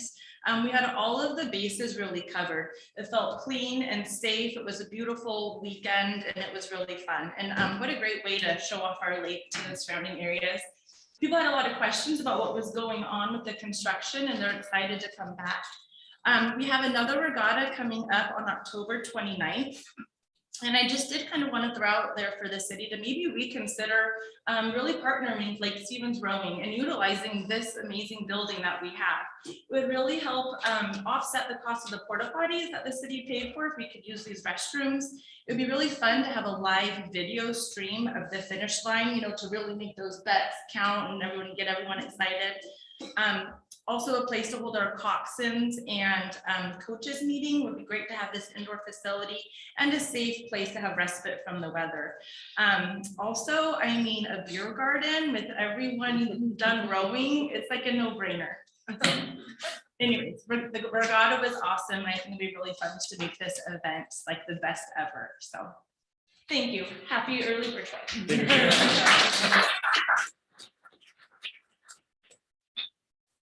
All right. Let's move on to council business. President.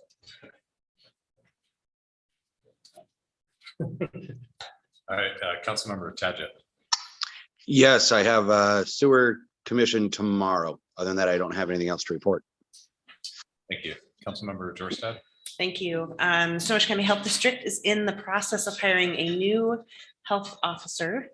And so it's been an exciting time to look and see who is coming to step into Dr. Spitter's shoes. I've been privileged to be a part of that process and more to come. Thanks. Councilmember Dickinson. Thank you. Went to the library board meeting. We met the new board members. And I appreciate our city planner, Russ Wright, being there. And the library reports that setting a goal for the end of the summer to actually start next steps towards a new library. They are working on finding resources from the federal government and more. The other thing I wanted to say was, tomorrow I go to the school board. So I will let you know how that goes. And thank you for listening. Thank you. Councilmember Frederick. Yes, thank you, Council President Ewing. On the 16th, I attended the Veterans Commission Coffee Klatch. One of the topics that came up with conversation was the Lake Stevens Veterans Foundation. And now that we are hopefully towards the end of COVID, we have scheduled our first meeting for that group as well. A reminder that the Lake Stevens Veteran Foundation was a provision that was in the ordinance which created the Lake Stevens Veterans Commission, allowing that body to move forward with the work of raising funds for commission activity without impacting taxpayers. Thank you. Councilmember Peter Shagan. Nothing to report tonight. Thank you. Councilmember Daughtry. Thank you. A couple of things to report. I also went to the coffee klatch. Pretty good conversations about where we need to go. Also, I went to the Snohomish County Committee for Improved Transportation this morning, where we had an hour and a half presentations. One of those presentations was from the Port of Everett, which is very, very educational. And I will be forwarding that slide deck to the council through Kelly, so that you can all look at that slide deck and kind of make your own determination of what's going on with the Everett. There's some big things happening, and they're doing some crazy things and really helping in our supply chain issues. And then we had a presentation from the city of Monroe talking about what they're doing with their new emphasis on their new strategic plan and everything going on there, and especially around what their transportation projects are. They also let everybody else know that there's new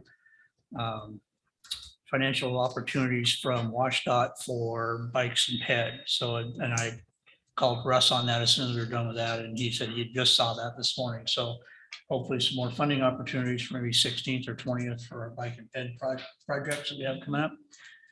So there's money out there to be had, and that's going to be done through WashDOT, probably state stuff through WashDOT. Thank you. That's all I have. So I attended Planning Commission last Wednesday.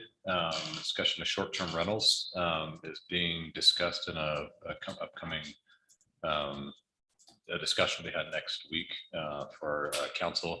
I would like to thank Director Wright for making himself available to answer questions that I had and another council member regarding those questions that will be coming up. So we're working towards coming up with the plan for that. That's all I have. Mayor. Great reports. I'll be real quick. I attended the Housing First Partners Conference down in Seattle along with Mary. We had learned a lot of, got a couple good nuggets out of that. And I as well did attend the regatta over the weekend, and it was very well attended. And I randomly asked people, if you know me, how they feel about the city and how things are going. And it's especially easy when you have a little 19-month-old with you. But the consensus from, especially folks from outside of the city, was what a beautiful park, what a beautiful city you have going on, and what a great event. So very well done, council. Very well done, staff. We're doing some great stuff downtown. So yeah. With that, let's move forward with the city department reports. And I think we've got Barb up. Thank you, council. I just wanted to let you know that we have completed the contract with the Student Senior Center. The funding that the council had approved through the pandemic recovery funds, which is what we were calling the previously known as ARPA funds. I worked with Dawn and Jerry last week, and then we had Amelia sign the contract and the mayor signed the contract, and we got the check to them today. Yes. Luckily, it was based on our procurement policy, it was under the dollar threshold for the mayor to sign. So I wanted to let you know. All right. Good. Yay. What else you got, Jim? Director of our HR department. Good evening, council. I just wanted to provide you guys with a quick little update on staffing since 2021. As you can see by a lot of new staff introductions, HR has been very busy since the beginning of the year, recruiting and getting new employees onboarded. I did provide an update in our all city meeting last week if you were able to attend, but the numbers have already changed. So I thought I would bring them forward today. So we're currently sitting at 101 employees. Since January, we have promoted 6 within. We've hired 14 new hires, and we have 4 new hires already starting in May. We've got several positions in the interview or background stage, about 5 positions, police officers, record specialists, field supervisor for parks, a recreation specialist, and a capital projects manager. We've got several other positions currently out and on deck to be recruiting for next. So we're on track to hit about 115 to 120 employees by the end of the year is my goal. And in order to do that, we are attending a really cool, our first exciting job fair event at Everett Community College this Friday. So spread the word, come get some swag and say hi to the City of Lake Stevens booth. I remember when we had 25. I know, it's very exciting. That was 12 years ago. Very exciting. Yesterday, actually, we hit 100 and 101. So that's a pretty cool milestone. Director of Public Works, Aaron. Thank you, Gene. Mayor and council, pleased to give a department update. So Anya, that means that the Public Works crew took us over 100. That's great. Okay, we had our overlay bid opening. That's part of our pavement preservation program today, and bids came in favorably. That's asphalt, that's oil. So that's great news. In terms of accreditation, we are working on it. Public Works and other departments are drafting SOPs and policies, and we have a workshop through the APWA tomorrow to go over some tips and tricks and just get pointers from them, from their national accreditation folks. Engineering is working on the ADA transition plan, the sidewalk master plan, getting their arms around Costco. It's pretty complex. We lost a lot of that knowledge recently, but we will get it back to a point where we can manage it. And the South Lake Stevens multi-use path design project. We have a consultant selected and we'll be bringing a contract to the council soon. In terms of operations, we are implementing teams to track and assign work. Previously, we had used ViewWorks to do that for us, but we had abandoned that over the past few years. So as an interim measure before we redeploy ViewWorks, we're going to use Teams, and it's been very helpful, especially for my sanity. Okay. In terms of surface water management, we are going to bring the flow control facility report to you next week. And that's the private and public ponds and maintenance needs. We have that data. I promised it at the end of the first quarter. We're going to be just about there. Parks, if you hadn't noticed, we had a contractor grout the rock wall in the North Cove playground. So that makes it look so much better, and it's just a cleaner surface now. Mowing has begun in earnest. Kyle will report, our Public Works lead. In terms of streets, we responded to a culvert sinkhole on 36th Street Northeast, not the bridge, another culvert, and fixed that. The banner pole is back up, or it's going back up on Main Street. The little footing there is back in, and we're still working potholes. That's it for me. Thank you. Thanks. The last report we have tonight is Director of IT, Troy Steve.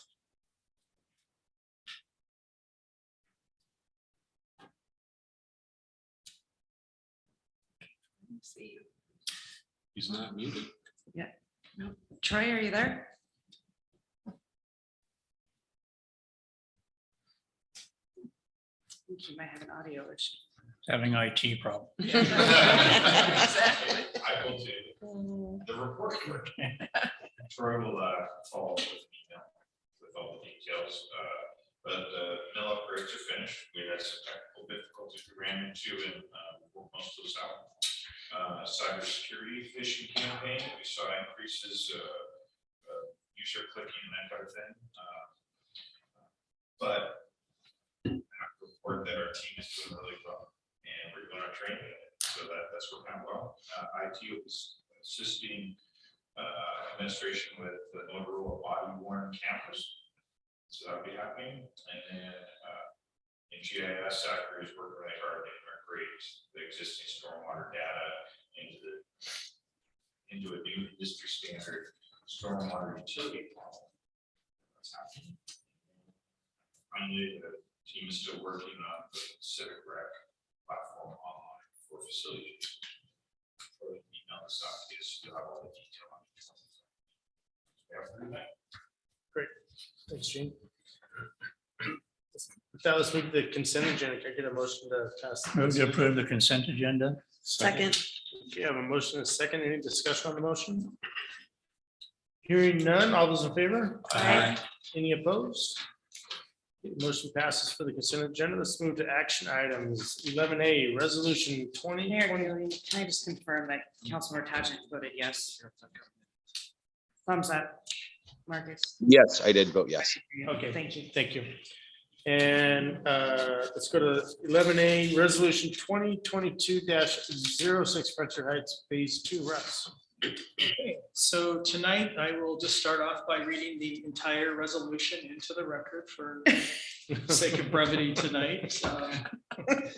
So we're looking for another director. Please read it slowly.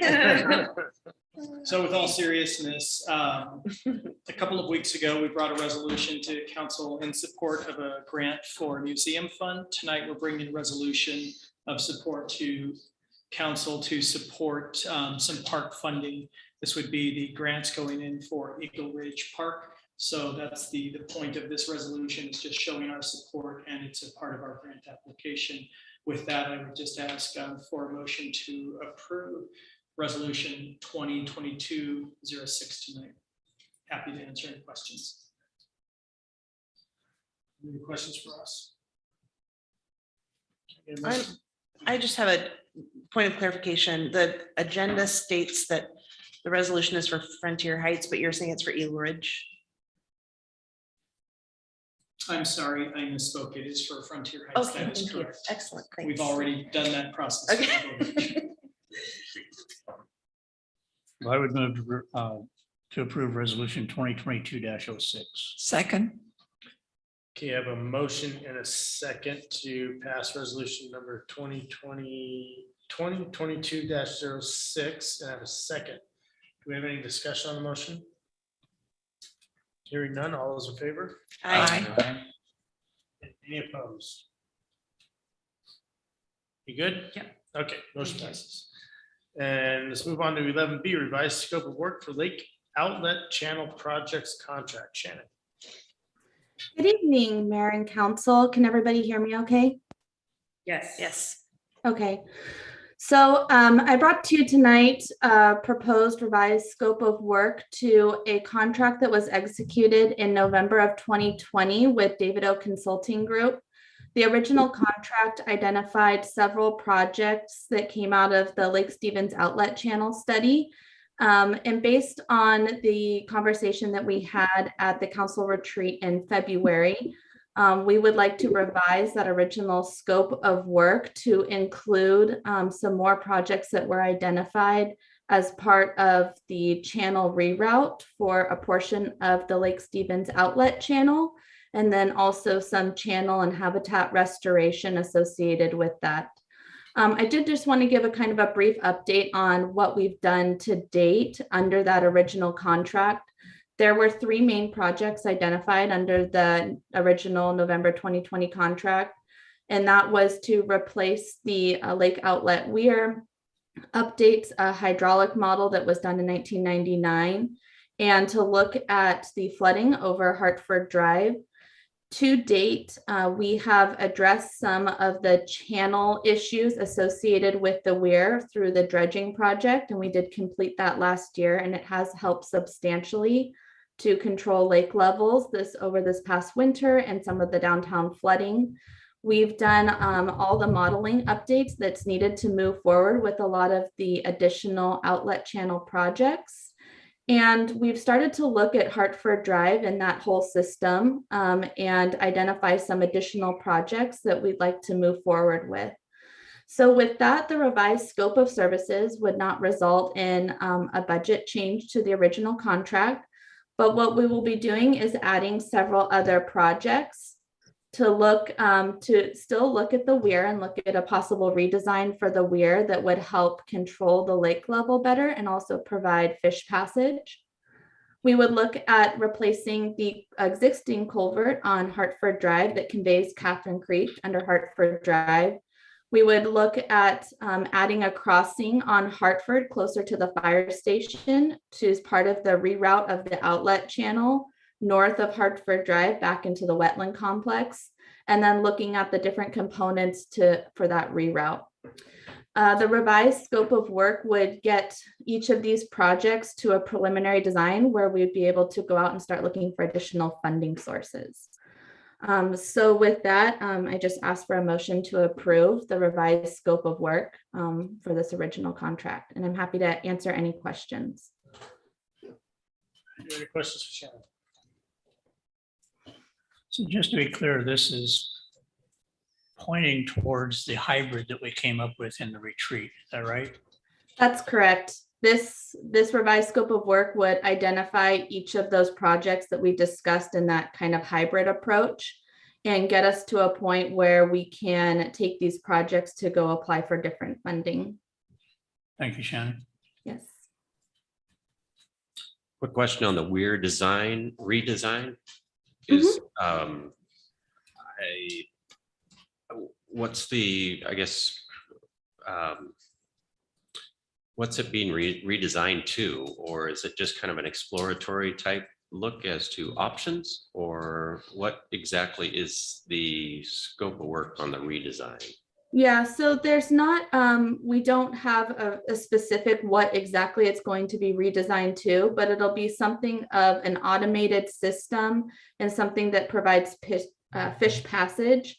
Some of the preliminary design ideas may be multiple weirs that would be adjusted at different levels to allow for better fish passage, or a channel that goes around the weir to allow fish passage.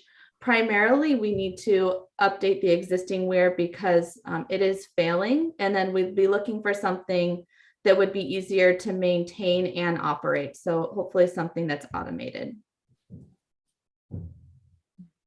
Okay, thank you. Mhm. Any other questions? All right. Thank you, Shannon. Can I get a motion on this? I move to authorize the mayor to approve the revised scope of work with David O Consulting Group. Second. All right, so I have a motion and a second. Is there any discussion on the motion?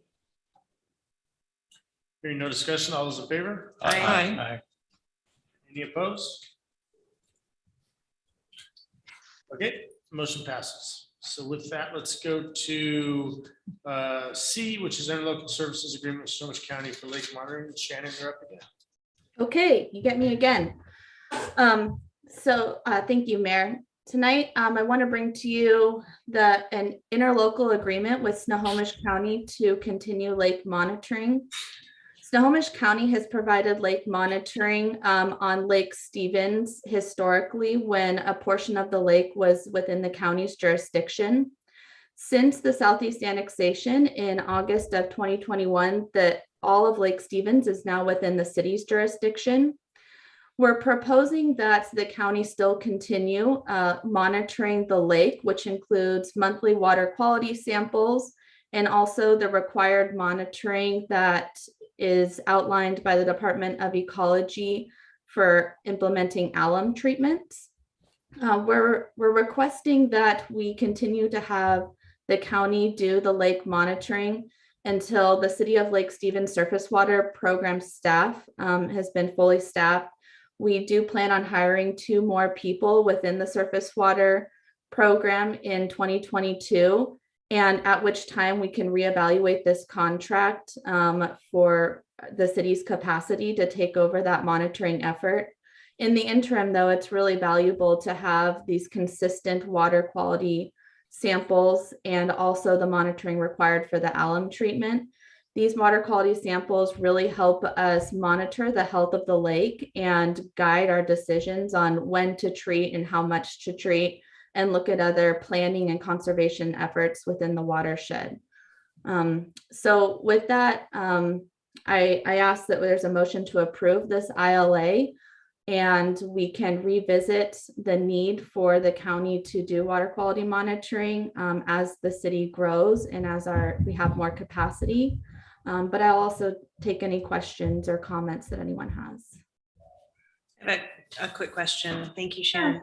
I noticed that the ILA can be terminated for any reason with 30-day notice. Does it make any sense to change the duration of the ILA to make it shorter, just to communicate the intent that this isn't meant to be a long-term agreement with the county? We could look into doing that.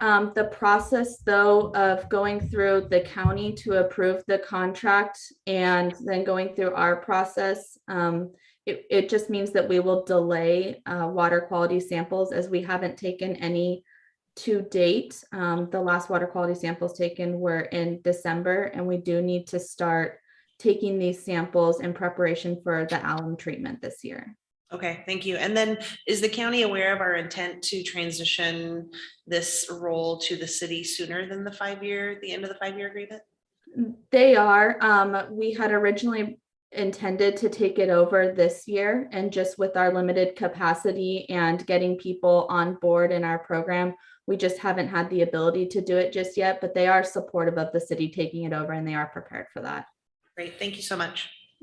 Shannon, just quickly, is the amount of $28,778.57 for 2022, or is that for the 5-year period? Yeah, sorry, let me clarify that. So this is for the ILA, and then also to approve the scope of services outlined for 2022. The amount of the $28,770 is for the services planned for 2022. That number would change based on the services that would be proposed each year that we intend to utilize the county to do the lake monitoring. And it would also change whether or not we're going to do alum treatments that year. All right, thank you. Shannon, I would be interested in seeing in the next budget cycle, or the one after that, where we're determining whether we're going to bring somebody on that can do this, the equipage, et cetera, for the chemical analysis that needs to be accomplished in the budget request. I understand how much it would cost per person, which would be doing more than just this surface water. but what is it gonna take and what, I don't know, lab facilities or whatever we're gonna need in order to accomplish that. I know it doesn't have to be a clean room or anything, it's just chemistry, but Yeah, so, interested in seeing that. okay, yeah, so once we are fully staffed and we do have our program up and running, we do believe that we will have the personnel capacity to take on the lake monitoring, and then we would utilize an outside lab to process the samples. Okay, thank you. Mhm.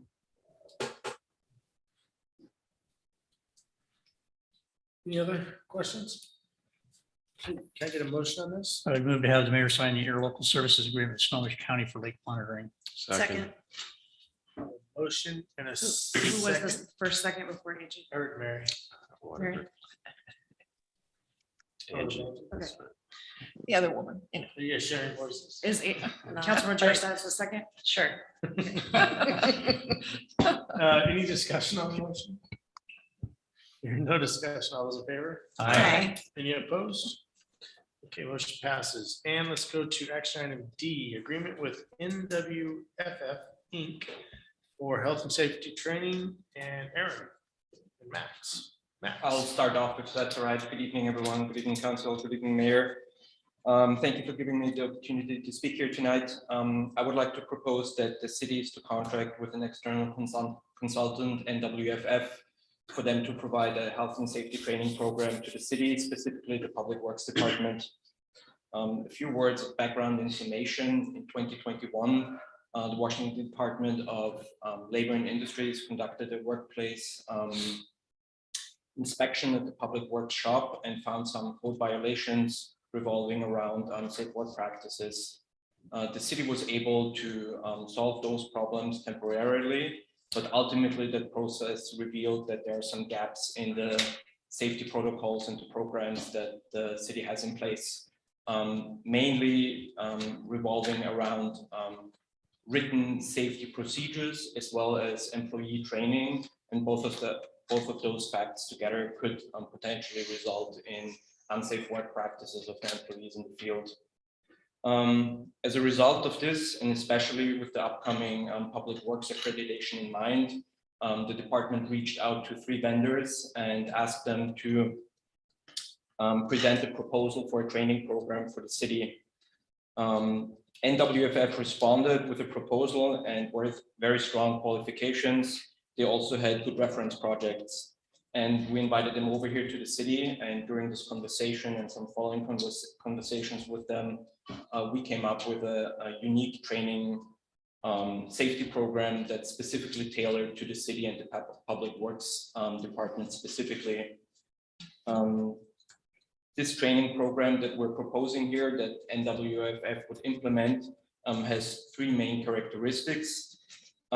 First of all, the training would be divided into sections that we still do in-house. So certain areas would continue to train internally, but then we identified certain high-risk areas, and these would be trained by NWFF. The second characteristic of the training proposal would be that NWFF aligns all written programs and safety measures with the training of the employees and the actual field work, so that these 3 components play together and form a good foundation for safety. And ultimately, there's also a great emphasis on the train-the-trainer component in this program we're proposing, meaning that NWFF would train our employees to a very high level of expertise so that they can gradually take over the training program and we can deliver the trainings ourselves. So with this proposed safety training program, we are hoping to achieve the following 3 things, mainly full compliance with all L&I regulations, so that any future workplace inspections will be full compliant and we're not going to have any issues there. The second thing is that the Public Works accreditation is currently taking place, and this process also has a big emphasis on safe work practices of the employees. So by hiring NWFF and implementing this safety program, we would also guarantee the compliance with the requirements from the APWA. And thirdly, which is probably the most important one, by implementing this training program, we would just greatly increase the safety of all city employees that are out in the field every day, keeping the city running. Lastly, timeline and budget. If the council were to approve this proposal, NWFF could begin implementing the program as soon as in starting with May, and we're proposing a contract until the end of 2023. As for the budget impact, for the remainder of this year, the budget impact would amount to $41,000, and for 2023 to $47,000, for a total of $89,000 and $89,250. My apologies. The Public Works Department plans on financing this proposal and this training program by relocating existing funds, and that would also require a budget amendment for 2022. I would like to thank the council for the consideration, and I'm happy to answer any questions they might have. So how would this training work towards the accreditation process for Public Works? Their Public Works degradation practices that we have to comply with are divided into very many chapters. So one of them is mainly safety practices, where we have to complete, I don't know on the top of my head, but probably 20 practices where we have to prove how we comply in safe work practices. But safety also plays into a whole lot of into many different other areas of this practice. Thank you.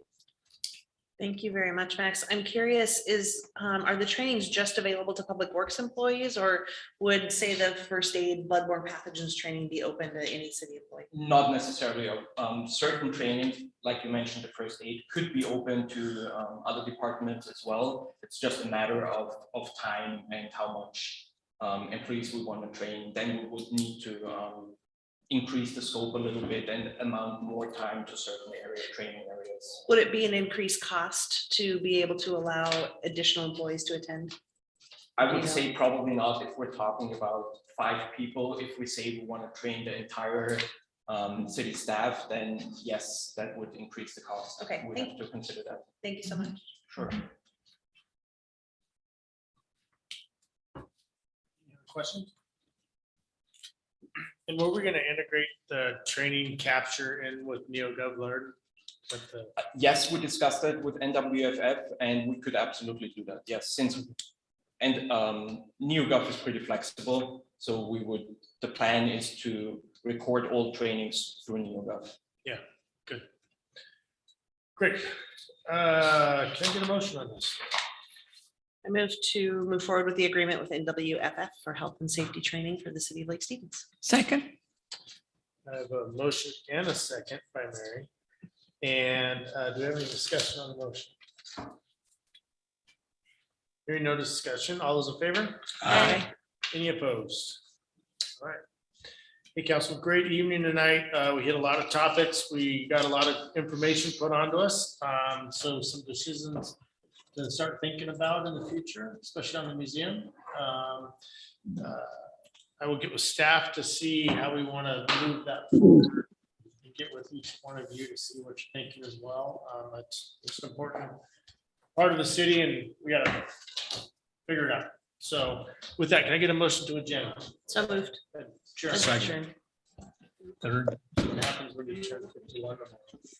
Woo, all those in favor? Aye. Aye. Any opposed? Have a great weekend and do great things for your neighborhood.